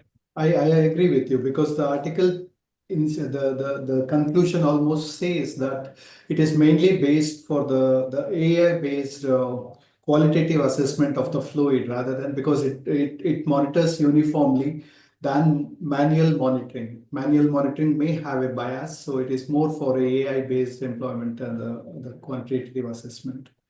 Yeah, but like the article discussed, I think the numbers are a little small to actually apply it on a AI as an AI tool. That's one thing. Second, it does not reflect on all types of neovascularization. This is they have included type 1 and type 2 and mixed CNVMs, and probably type 3 is not included, which has more atrophy and so therefore it may not be applicable to across all, but maybe yes, the more common ones, the type 1 and type 2, this could be a clue. Anything from Dr. Jayaprakash you want to ask Dr. Dinazar? Are you connected, Dr. Jayaprakash? Yes, sir. So I wanted to know if the subretinal fluid, can it change into subretinal hyperactive material, and can we predict it? I don't think so. From my experience, I don't see that subretinal fluid really evolves to subretinal hyperreflective material. Yes, maybe in the case of vitelliform material, but otherwise it's probably another entity of OCT findings that we see. Subretinal fluid is protective, whereas subretinal hyperreflective material leads to more fibrosis and leads to poorer prognosis. So yeah, I agree. And the other thing is, like these studies, some of them have correlated. We have been talking about correlation with atrophy and correlation with fibrosis. Now, the criteria that is used to define atrophy and fibrosis, may be varied in all these studies. Now, we know the CAT study, gave a very different view on fibrosis. They called it fibrotic scar versus non-fibrotic scar. Even more confusing. They even looked at baseline. They even described baseline features which can lead on to fibrotic and non-fibrotic scars. So I think this. If we are trying to look at some correlation with this, if we do not have a standardized terminology, there still could be a lot of variation. Like for example, SHRM, because we just raised the issue of SHRM. Now, are we really sure about how we define SHRM? Because if you look at the international nomenclature, they have excluded all neovascular elements from it. They have excluded lipids from that. They have excluded blood from that. So if you look at the Spade's article, they have clearly ruled out these things out of the term SHRM. So when we talk about SHRM being reflective, or like Dr. Usha's talk on the well definition and the remodeling and all that, are we talking in terms of, are we all talking the same thing is what I'm thinking. So I think these are issues which needs to be. Dr. Dina, I have one question for you. How you use the AI-based tools now? You have for the fluid monitoring in your routine practice. Do you use them? Because a couple of them now, we have few of them which are approved, FDA approved. So are you using these tools? Moment we have been using them for research purposes only, because it's a completely different setting to use them in clinical care. So you need to extract the images, run the AI, and get the results right back. When we do it on research purposes, it's much slower and it doesn't happen on the real time. So, but I really hope that they will be implemented in the tools we use, so they will be really helpful in daily practice, because we only extract some insights and try to do better. But yeah, I hope it will happen soon. Thank you. I think we should be ending the session here. And thank you very much, Dr. Dinasur, for joining us live and be with us today. Thank you for the invitation. Thank you so much. Dr. Jayaprakash, thank you. And Dr. Manoj, thank you too, and for joining us and giving us a lot of insight. I think we'll end the session on fluid management, and I'll be handing over the mic to Dr. Ish Nigam for continuing the session further. Thank you.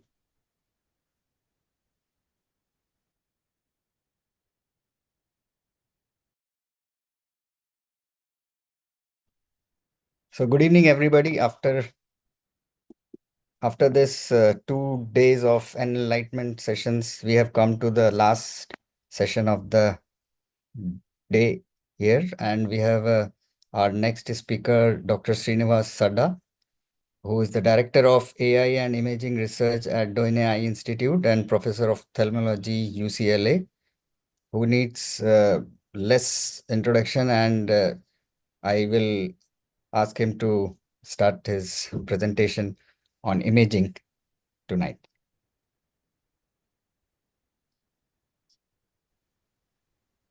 Thanks very much. I really appreciate the invitation from Dr. Rajiv Raman to be able to give this presentation and participate.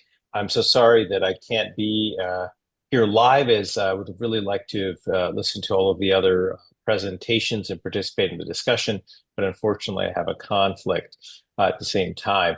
So Rajiv asked me to speak about fibrosis and neovascular AMD, but particularly with regards to imaging and assessment, and certainly I'm glad to do that as a topic of great interest. These are my disclosures. And so, we've really become interested in fibrosis because when we think about suboptimal outcomes after anti-VEGF therapy for neovascular AMD, really they seem to be due to two reasons: the development of atrophy and the development of fibrosis. And we know this from many studies, including, for example, a study that we were involved in, the 7UP study, which looked at patients more than 7 years after the original MARINA and ANCHOR trials of ranibizumab. And we observed by doing autofluorescence imaging that 98% of patients had areas of decreased autofluorescence. Not all of them were involving the fovea, but they were very common, these areas of decreased autofluorescence. And about 70% of them corresponded to to have evidence of atrophy, and all the other patients had only fibrosis. Now, many of the patients with atrophy also had fibrosis, but it's interesting that more than 20% of patients had fibrosis and no atrophy, even with anti-VEGF therapy. In any event, the point is that these are very common findings long term. Now, there has been some progress, obviously, in terms of the treatment for atrophy. We have 2 FDA-approved treatments, at least, for trying to treat atrophy associated with AMD. But these agents, of course, only moderately slow the progression, and the functional benefits have been somewhat more muted. But at least there has been progress in this area. Whereas for fibrosis, we really don't have much in the way of specific therapies. There's been a lot of interest, and maybe that interest is now rekindled because we have atrophy treatments, but none for fibrosis. But some of you may recall pegclarinib, which is an anti-PDGF agent, which seemed to show some positive effects on fibrosis in the phase 2, but ultimately the trial did not meet its visual acuity phase 3 trial endpoints and thus was never approved. But there are newer agents and are now under clinical trials specifically targeting fibrosis reduction. But one of the challenges, though, for these types of trials, and maybe why there aren't more of these types of trials, is actually developing endpoints for treatments that are really targeting prevention or reduction of fibrosis. And so that means actually having real imaging definitions for fibrosis. So the question is, how do we define fibrosis in this current era of multimodal imaging and anti-VEGF therapy?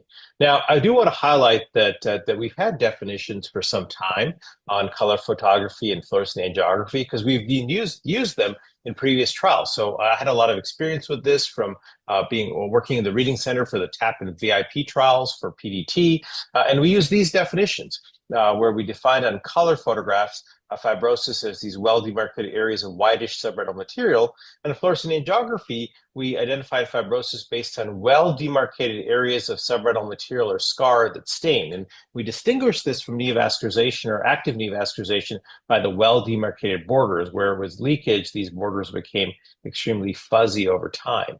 Now, we were able to participate in this recent review article along with Usha Chakravarti and Isabel Bachmeier at Roche, who really, I think in this, we were able to examine the literature and look at the various definitions of fibrosis. Now, of course, we have multimodal imaging. And you can see here on multimodal imaging, again, you see this whitish area on the color photograph. You see the well-demarcated areas on the fluorescein angiography. But now we have OCT. And here we see the subretinal hyperreflective material with this kind of almost laminated, sort of layered type of structure that's really quite bright, which is fairly typical of fibrosis. And in fact, in this review, we saw that most of the articles that looked at fibrosis seemed to talk about subretinal hyperreflective material, but not all of them. Some of them focused, for example, on sub-RPE components and talked about a fibrotic multilayered PED.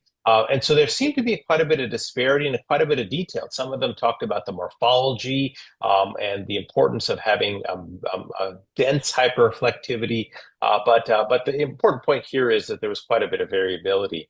And I do want to highlight that there seems to be an important difference whether this fibrosis is sub-RP or subretinal. And David Seraf and Freund and Spade describe these so-called multi-layered PEDs where you have 3 components with a fibrovascular component. Here you see the dark shapes and the vessels right below the RPE. Then this laminated kind of dense material. Here's another example here, this fibrocellular component. And below that, sometimes people could have this or this prechoroidal fluid cleft. Very typical of these multilayered PEDs. They actually highlighted that these patients could actually do well long-term, probably because of the fibrovascular component and development of neochordae capillaris. And so that suggests that when you have sub-RP fibrosis, maybe it has a very different prognosis because subretinal fibrosis, invariably, the photoreceptors are lost and the vision is poor. But I want to highlight that not all sub-RP fibrosis turns out well. You can have patients who have dense material below the RPE, but over time they can lose photoreceptors as well. So it really depends on the fibrovascular component and whether or not you develop a good neochordae capillaris. But the other important point is that when you have sub-RP fibrosis, especially when you have a fibrovascular component as well, it doesn't really appear whitish per se on the color photographs. It can have more of a grayish sort of appearance, as opposed to areas of subretinal fibrosis, which tend to have that more typical sort of whitish appearance on a photograph. So there is a distinction between sub-RP and subretinal fibrosis, and there's a distinction between the clinical importance, because as I said, some people might think that sub-RP fibrosis is not necessarily a bad thing if you can have this this fibrovascular component, excuse me. So something to keep in mind in assessing these lesions. The other thing I want to highlight is that even though just about every paper that talked about subretinal fibrosis identified the presence of SHREM, they're not equivalent. And in particular, because not every SHREM is going to be fibrosis. There are other reasons for SHREM in the context of wet AMD. You could have subretinal hemorrhage, for example. You could have fibrinous exudative material, as in this case that we reported many, many years ago back in the Stratus OCT era of a patient who developed acute severe vision decrease after PDT. And you can have acquired vitelliform material. I do want to highlight that the qualitative aspect of this SHREM may be a bit different. You can see that it's not quite as dense with hemorrhage or fibrinous material, and it's more creamy, homogeneous with vitelliform material as opposed to that bright laminated layered structure. But unfortunately, that morphology may not always be perfect in being able to identify the presence of fibrosis. And that's why in this effort that I want to congratulate Usha Chakravarti and Jemmy Chung, who are leading a group of us on this effort to achieve an international consensus, we've highlighted, based on looking at a lot of cases, that we probably need to define fibrosis based on a combination of imaging.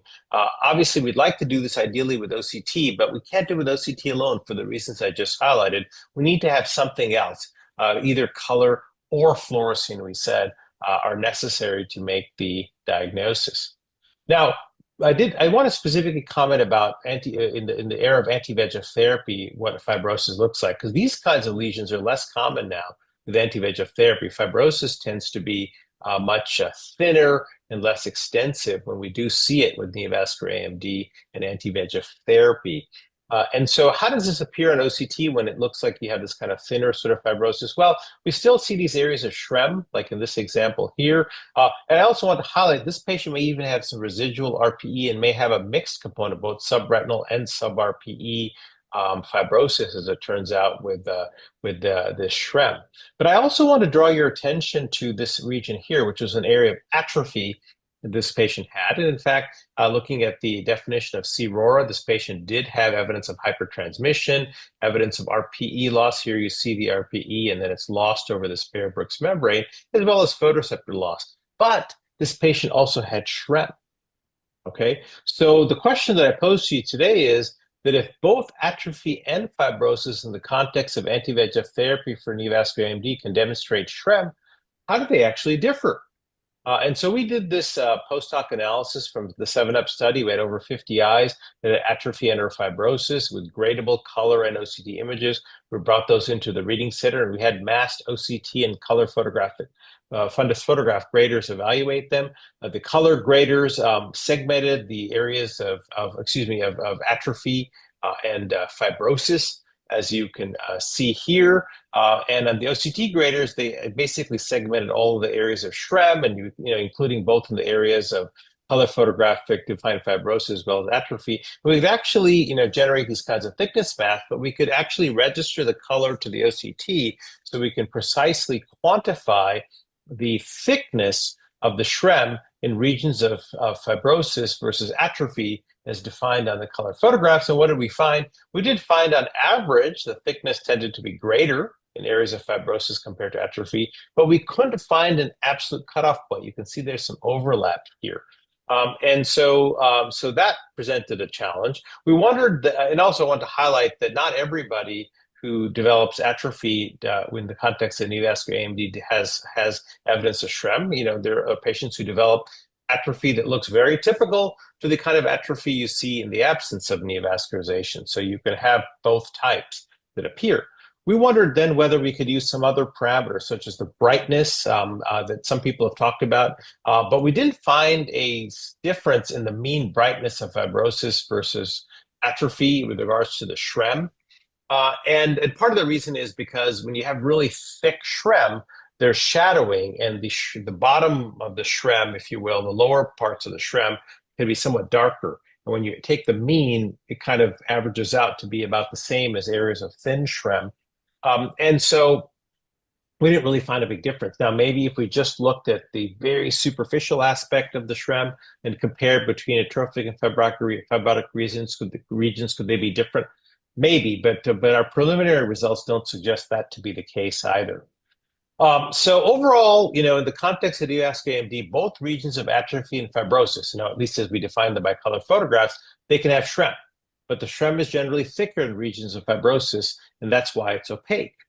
But given this overlap of features in OCT, we actually proposed the term atrosis, and Usha has proposed the term fibrophy, and not either are fine. But our point is atrosis. We mean by atrophy with SHREM in the context of neovascular AMD, because I showed you that you can have atrophy without SHREM, which looks like typical atrophy. So I would just call that atrophy. So you have atrophy, the atrophy with SHREM, which we call atrosis. Then, of course, you can have those thick areas of SHREM, which we would call fibrosis. So to summarize, rather than being diametrically opposite to undesired outcomes, they're both undesired outcomes, obviously, of neovascular AMD, fibrosis and this atrosis or atrophy may actually be two sides of the same coin. Maybe we need to have three sides because we have atrophy, atrosis, and fibrosis. But the point is that there is this interesting overlap. And from a patient's perspective, they don't really care, because these are both regions with loss of photoreceptors and function. But when designing treatment endpoints for fibrosis, I think we'd all agree that avoidance of atrosis and atrophy will also be essential to achieve good outcomes for patients. I want to thank my fellows who worked on some of this atrosis work project, as well as my collaborators. Thank you very much for your attention. And thank you, Rajiv, for the opportunity to be able to present and participate in this very nice meeting. That was a very enlightenment session. Coming to the next talk, our speaker is none other than Dr. Praveen Sen, madam. She is a senior consultant at Agrawal Eye Hospital at present, but she has a long association with Sankara Nethalaya for 22 years, and she has been mentor of many VR surgeons like me. So let's begin her talk.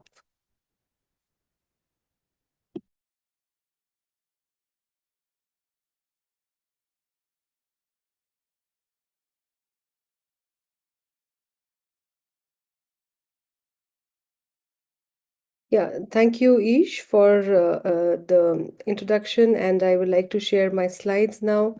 And I think the previous speakers have made my job very easy because of a lot of discussion on fibrosis in AMD.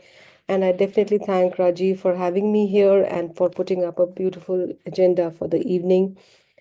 So we have all heard till now what is and how the fibrosis looks like in AMD, since in the Asian population we have PCV, which is a very common, almost nearly 50% of the cases of neovascular AMD may have an underlying polypoidal component.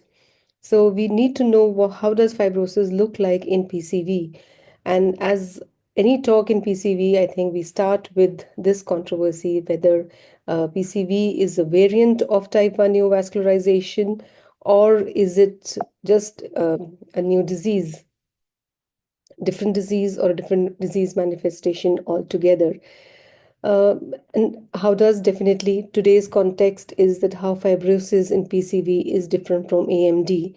We all know that incidence of fibrosis is increasing, though we don't see the large disciform scars that we were seeing them earlier before the anti-VEGF era, but the fibrosis is present nevertheless, and it is an unmet need, not only because we don't know really how to treat and prevent it, but also if we do look at our previous existing data, we will see that nearly 44% of our patients of neovascular AMD did not fall into this eligibility criteria for all of these clinical trials. And the most important exclusion criteria were, of course, good or very bad, or very good, poor visual acuity. Or the second one was fovea involving scar or fibrosis.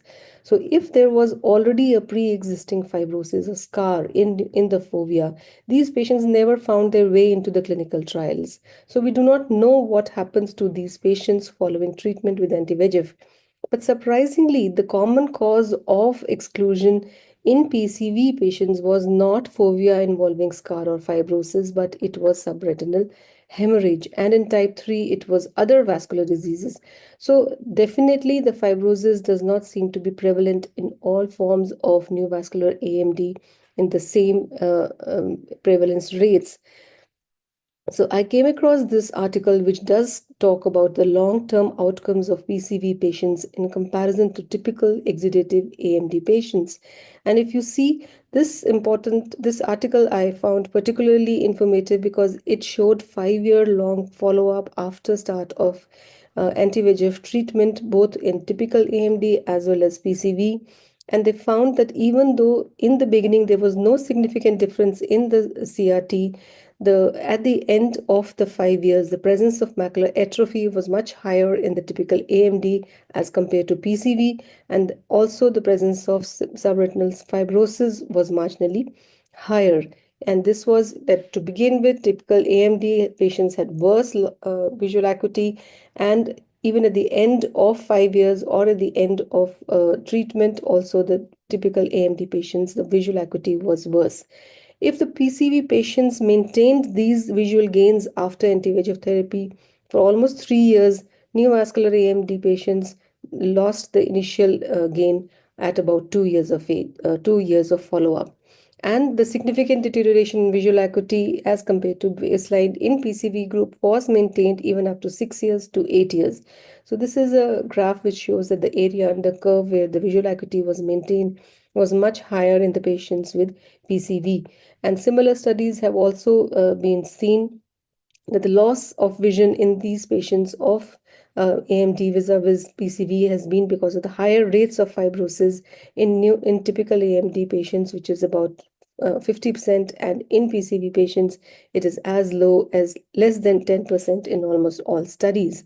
So what is the difference? Why is this difference happening? So if you look at the risk factors for occurrence of subretinal fibrosis in AMD versus PCV, as my previous speakers have mentioned, that the most important risk factor appears to be the presence of type 2 or a mixed CNVM, which is present, and the other factors include higher CMT, presence of intraretinal fluid, presence of SHREM, and hyperreflective foci. But most important significant feature is the presence of type 2. So what does the type 2 MNV do?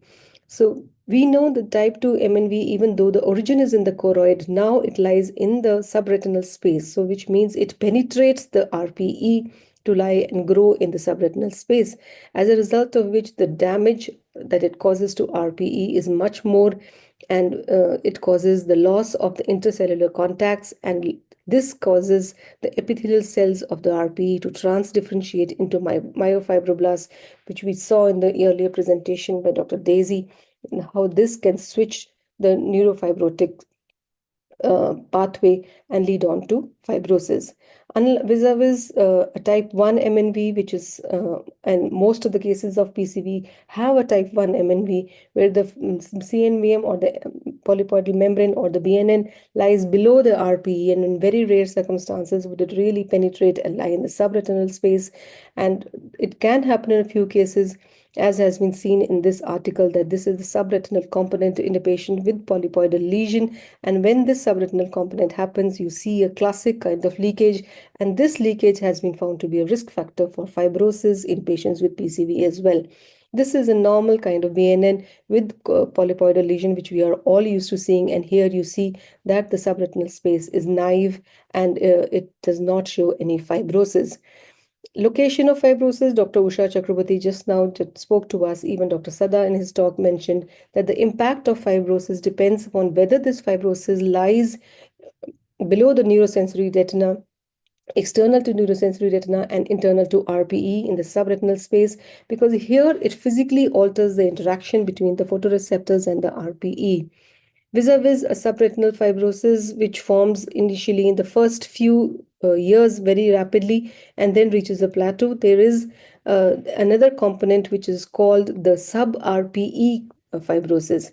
Here you can see that this is sub-RPE fibrosis present mostly in patients of polypoidal choroidal vasculopathy. This is present in cases of a typical type 2 component of an AMD, which is seen here. And you can see that the photoreceptor layer, even in a scarred area, is quite well maintained. And we did report this in our recent publication from Shankar Nethalaya as well, and where we saw that we could differentiate even in the scarred stage between a type 1 and a type 2 MNV. And you can see the fibrosis secondary to type 1 MNV in PCV, the photoreceptor layer seems to be quite undisturbed because there is no disruption of the RPE.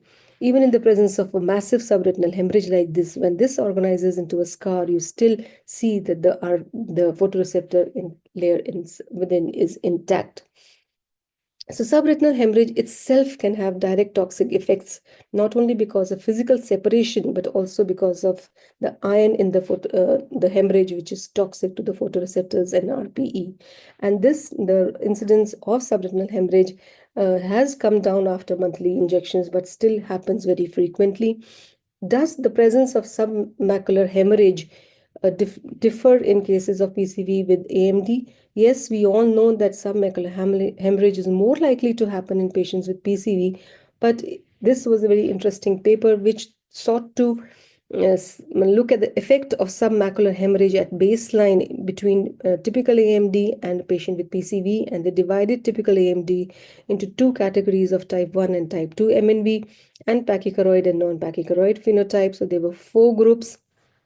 And of course, the submacular hemorrhage with a maximum height of more than 500 micron were excluded because they would need surgical intervention. So interestingly, if you see the number of patients with submacular hemorrhage in a typical AMD and in patients with PCV, the number is more where the patients had a submacular hemorrhage. But in spite of that, the macular fibrosis was seen in 50% of the patients who had submacular hemorrhage, vis-a-vis only 8% of the patients with PCV. Even if they did have submacular hemorrhage, they did not land up with fibrosis or atrophy. The same way, if we see patients with PCV with pachychoroid and without pachychoroid, we know now that not all patients of PCV will have thick choroids, but some patients may have thin choroids as well. So which is what we call without a pachychoroid. You can see that the fibrosis is much more in patients who have PCV with a thin choroid as compared to the ones which have a thick choroid. So here it is an example from the same article which shows that the submacular hemorrhage, even though it is present in a patient with PCV, once it resolves, it does not always end up in fibrosis and atrophy. What about SHREM and fibrosis? We had the previous speakers talk about it. SHREM is a known biomarker for predicting poor visual acuity, and in SHREM we know can be vascular as well as non-vascular, and fovea involving SHREM is a known risk factor for scarring even in PCV patients. But in the other hand, we know that PCV SHREM is vascular only in about 30% of the cases. Most of the time it is avascular because type 2 MNV in PCV is very, very rare. So hence, even if subretinal hemorrhage is seen, it kind of resolves without formation of a fibrosis. IRF again are much lesser seen in PCV as compared to that of a typical AMD, and that is again attributed, as Dr. Manoj in the previous discussion was mentioning, that not all IRF will be similar. You have to differentiate it whether it's an IRF because of a type 2 MNV, type 1 MNV, or type 3 MNV. Either all of them would behave differently. But why are these differences seen in imaging? Why is it the pathogenesis of AMD is different from that of PCV? We had Dr. Daisy had a beautiful talk on molecular mechanism of macular fibrosis in neovascular AMD. And we know that it all begins with the chronic inflammation, which plays an important role in the pathogenesis of AMD. And during inflammation, the RPE, microglia, and the infiltrating immune cells, they produce various cytokines which recruit the myofibroblasts and precursors to the macula, and this causes fibrosis. So as there was a question that it is not only the RPE cells which are undergoing this change and causing an epithelial to mesenchymal transition. But endothelial cells, molar cells, choroidal fibroblasts, fibrocytes, pericytes, they are all involved in this angineurotic switch. And once this switch to myofibroblasts happens, there is a release of these cytokines, including TGF-beta, PDGF, and all the others that we had discussed. And I hope Dr. Angikani, if she's there, she can talk of these as well. And they are the ones which are causing the important role. This retinal microenvironment plays a very important role in disease pathogenesis. So are these cytokines different in PCV and AMD? When I started looking at the literature, what does it say? There is definitely the complement activation. If you compare the plasma levels of complement C3, C3-4, and C5a, and correlate between neovascular AMD as well as PCV, you see here that the look at these statistics, and they say that the significant increase in the complement activation pathway was seen in patients where CNV was secondary to typical AMD as compared to controls, but there was no significant difference in the plasma levels of C3a, C4a, and C5a between RAP or PCV lesions versus controls. And this is another article by Rupesh et al. And they also said that PCV has its own set of cytokines. The MCP IL-8 cytokines are significantly higher in the aqueous humor from PCV, but not in typical AMD patients. So, but not all articles have suggested the same thing. This is another one, and they compared about 34 cytokines and tried to differentiate neovascular AMD and PCV, but they were not able to find the difference. So it is not as simple as this. So why some studies have not been reporting this difference? So I think because we had some work done in Shankar Nethalaya with Dr. Angikani, and we saw these cytokines, and as long as we kept seeing it completely as a whole neovascular AMD, we were not able to find any difference. But the moment we segregated PCV from the cohort of typical AMD, things were more significant. And this is what they have studied.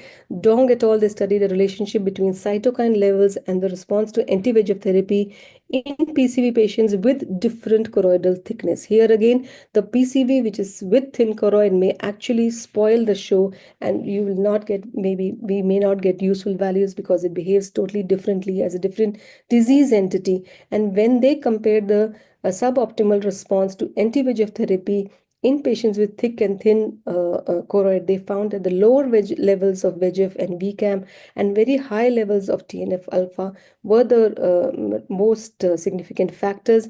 And they found that lower VEGF and VCAM, which is the and TNF-alpha levels, higher levels of TNF-alpha were seen in patients which had thick choroid. So we all knew that thick choroid is correlated with lower VEGF, but this is also important that higher levels of TNF-alpha are seen in patients of thick choroid. And if you see this paper, the area under curve for TNF-alpha causing a suboptimal response to IRI is highest, which means that high levels of TNF-alpha causing the suboptimal response is even more important than low levels of VEGF in patients with pachychoroid PCV. So TNF-alpha can be an independent risk factor and can have an independent thick choroid PCV can have independent pathogenesis and therapeutic targets as compared to thin choroid PCV and neovascular AMD. Looking and trying to search for the role of cytokines, Dr. Daisy's talk previously was very, very enlightening because I had a tough time understanding these things. But we knew that transforming growth factor beta is the most important and prolific pro-fibrotic mediator and master regulator.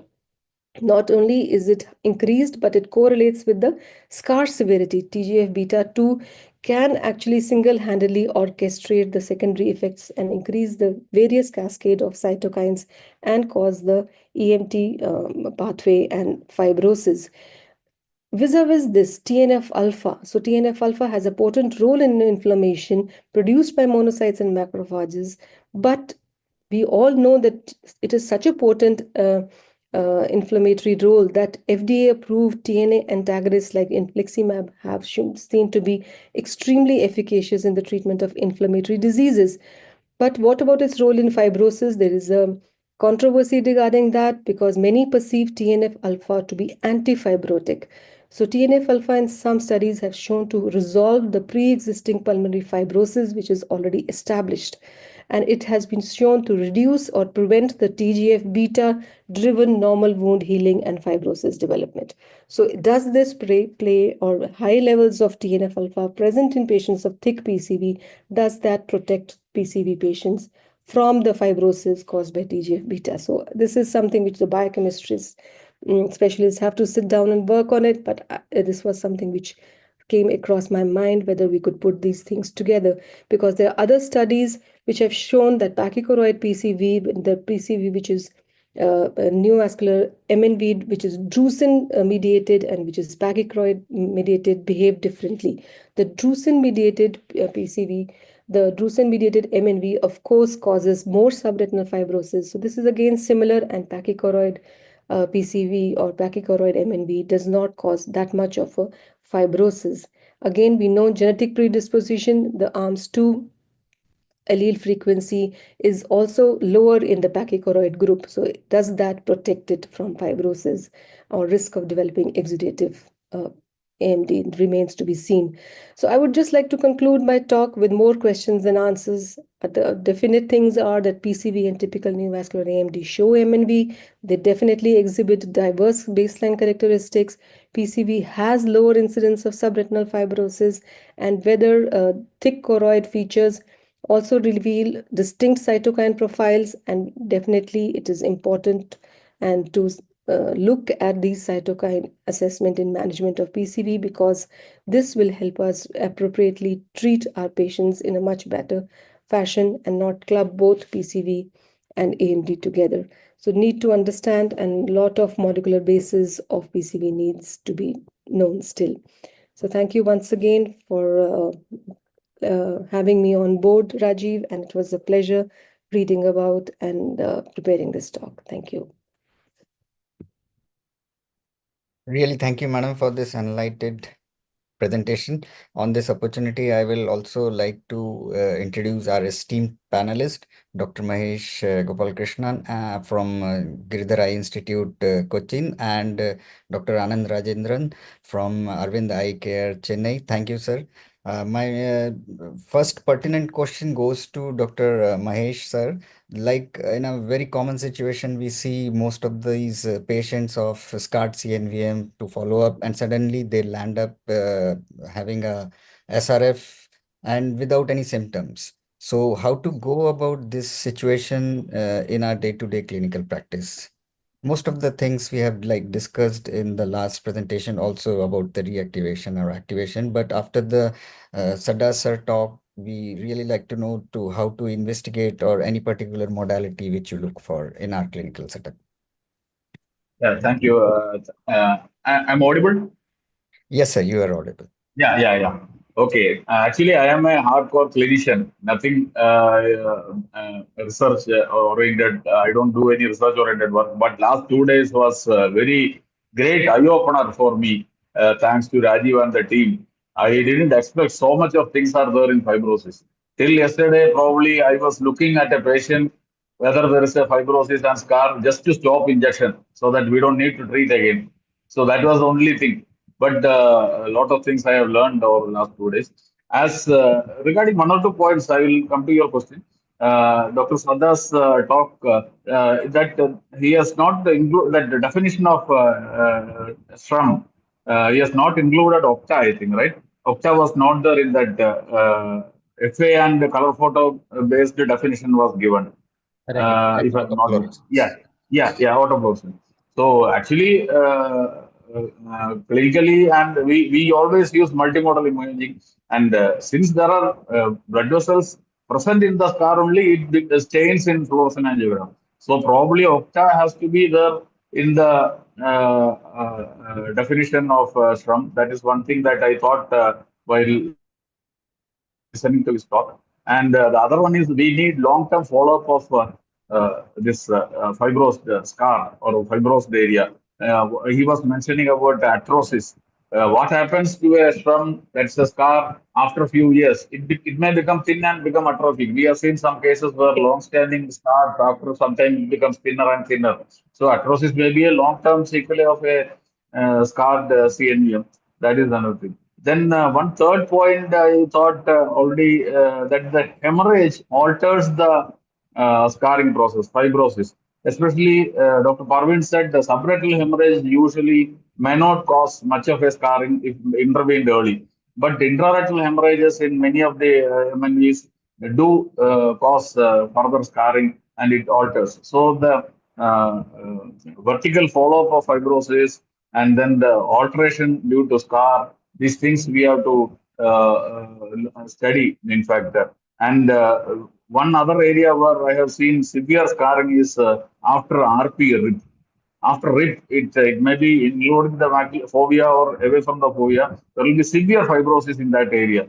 So that is another thing that we have not. Why it causes so much of fibrosis? Because the RP may be acting as a pluripotent cell to differentiate into myofibroblast or something like that. I don't know. Regarding your question, that is in already a scar, if there is a fresh hemorrhage without any complaint, whether we will treat. If it is a one-night person, definitely we have to because it affects the field of vision. If it's a one eye is all right and other eye he doesn't have any symptoms, and if it is not a hemorrhage, we may observe some of the extra macular or extra foveal fluid, or it is not going to change the visual acuity. So that is my answer to your question. Thank you so much, sir. Carry forwarding to the next part, I will like to have Dr. Anand Rajendran on his view for this. Do you experience any change in fibrosis or scar in a newer, longer acting agents vis-a-vis compared to the relatively shorter acting agents?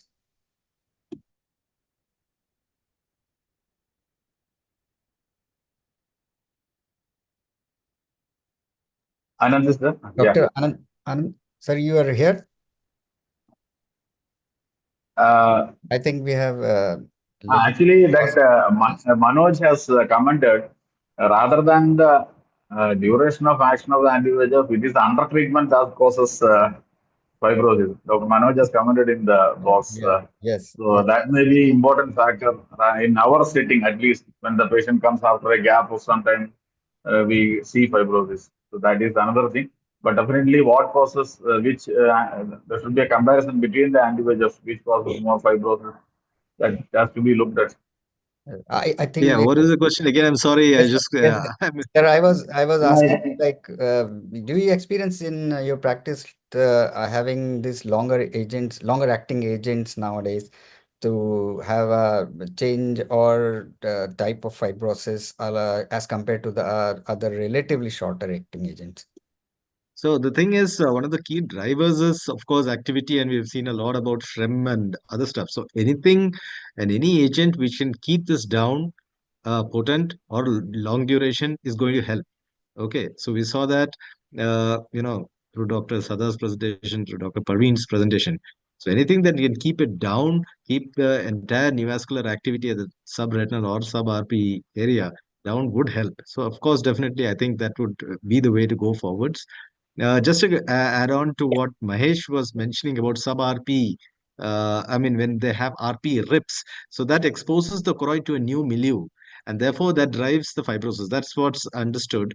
And this is why most people think that when a rip happens, and there's a lot of fluid there, it's still important to continue that anti-VEGF treatment to prevent fibrosis from setting in. So very often when a rip happens, we're all very disturbed and we see fluid. And what we don't realize is this at this exposure of the choroid to this new subretinal milieu is going to actually drive neovascularization further and even more so fibrosis. If it's an extramacular location, fine. But if it isn't, then that's even more a reason to consider continued anti-VEGF treatment. Yeah. Actually, the newer anti-VEGF faricimab is known to have some kind of anti-fibrotic role. Especially, they say that the rate of formation of epiretinal membranes in diabetic patients, in DME patients, is lesser. It remains to be established, of course, and but the long-term treatment will help in reducing fibrosis for AMD, but they are this with its dual action, especially the role of epiretinal membrane in diabetic patients appears to be lesser incidence in patients using faricimab. So we don't know how much this Ang2 blocking effect has a role to in So basically fibrosis and all that. we need to look for cytokines other than VEGF is the answer, I think. Absolutely. And they say that unopposed, when you do only the VEGF blockade, then probably the fibrotic component, the other factors go on increasing, and that could increase fibrosis as well. So we have to see, as Dr. Anand mentions, we have to see the long-term effect of these newer anti-VEGF agents.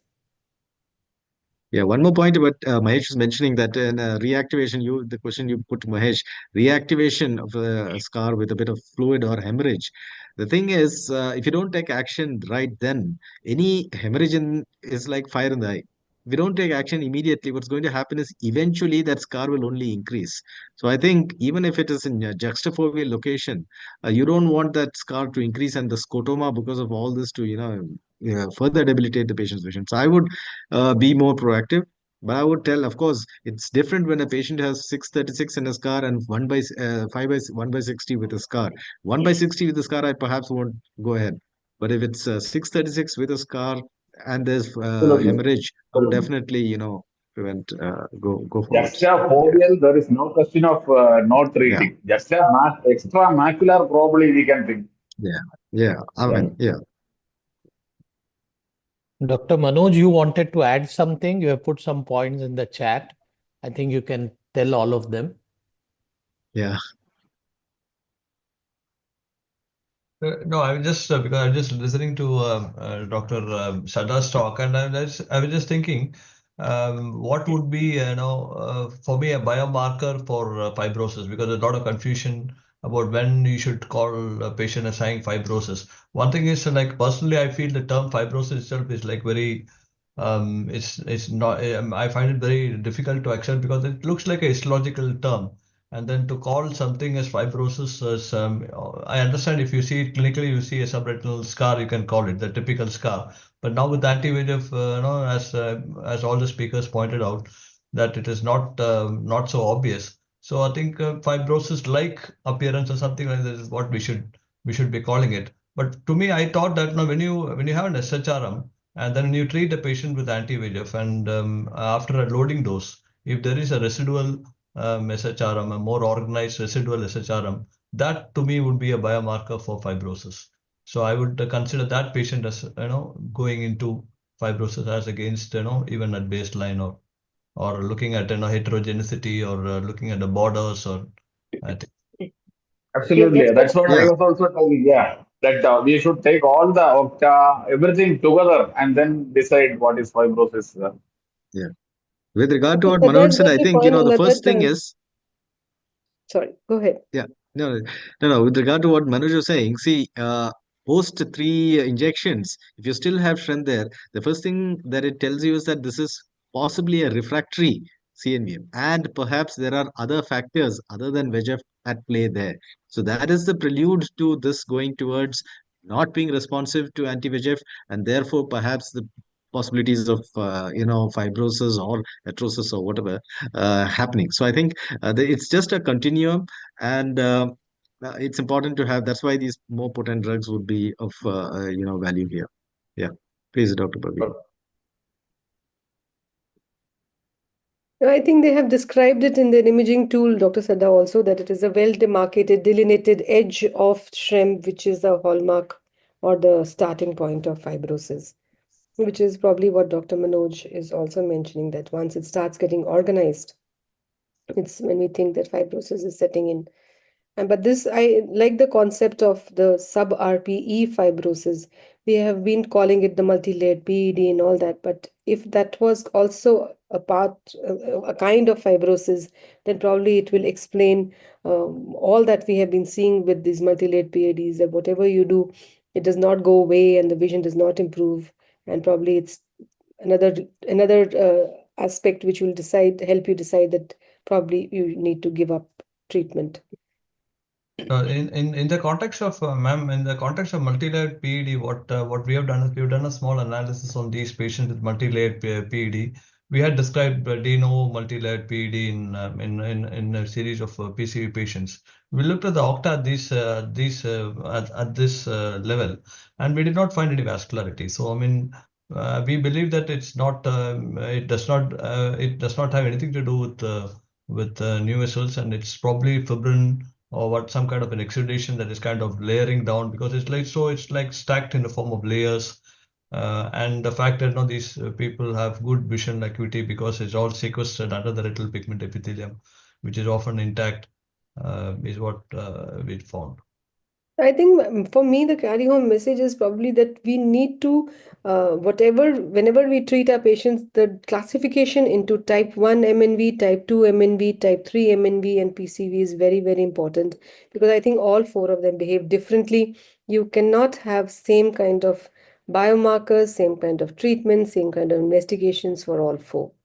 So I think that should be always, attempt to do that should always be done. Thank you so much, ma'am. There is one question from the audience itself, carrying forward to that sub-RPE fibrosis, how it is different from subretinal fibrosis and how we address them. So as Dr. Manoj also just mentioned, that this is the location of fibrosis. Usually it's the type 1 MNV which grows under the RP, and it's not going to break through the RP to come into the subretinal space. That kind of MNV will give rise to sub-RPE fibrosis. So it is very insidious, it grows very slowly, and usually it does not affect the vision all that much because it is not causing any toxic proximity to the photoreceptor and does not cause separation of photoreceptors from the underlying RPE. So it probably is a more favorable biomarker as compared to subretinal fibrosis, but it is fibrosis nevertheless. And on the long term, if left too long, it slowly will affect the vision as well.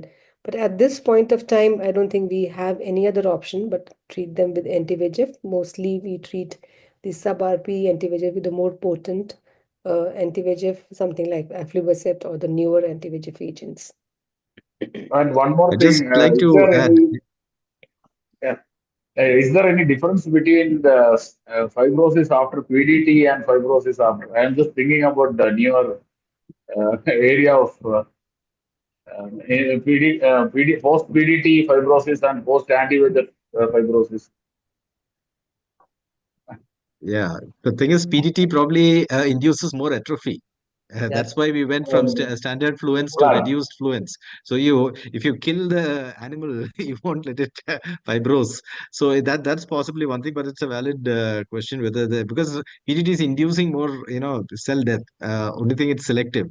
Pertaining to what Dr. Parveen was saying, yeah, while we think some RP fibrosis is a good thing, and it probably most certainly is, but one thing remember that once these patients develop the sub RP, these laminae, multi-layered PDs, when they start contracting, they create this prechoroidal cleft, and we know that prechoroidal cleft cases are very hardy to treat. They keep recurring, and it's been shown that they need more injections, but they do respond also quite robustly to injections also. So that's an interesting area. So the contraction of the neovascular material in the sub-RP space creates that cleft, and that cleft, the volume of which waxes and wanes with your continuous anti-VEGF cyclical therapy.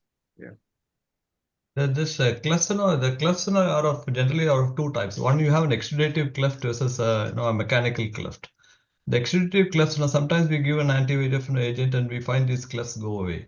So I don't remember which article. I think it is Rahimi's article where they've talked about Rahimi's article, where they've talked about some of these clefts going away with anti-VEGF. So if the cleft does not go away, it means it's a mechanical factor, and so it is not of significance. But if a cleft goes away, it means it's exudative, and the moment a cleft reappears, we should be expecting an increased activity.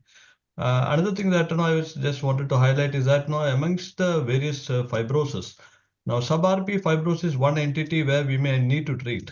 Now, those fibrosis, you may need to treat as against other subretinal fibrosis, where you think it's an end-stage disease.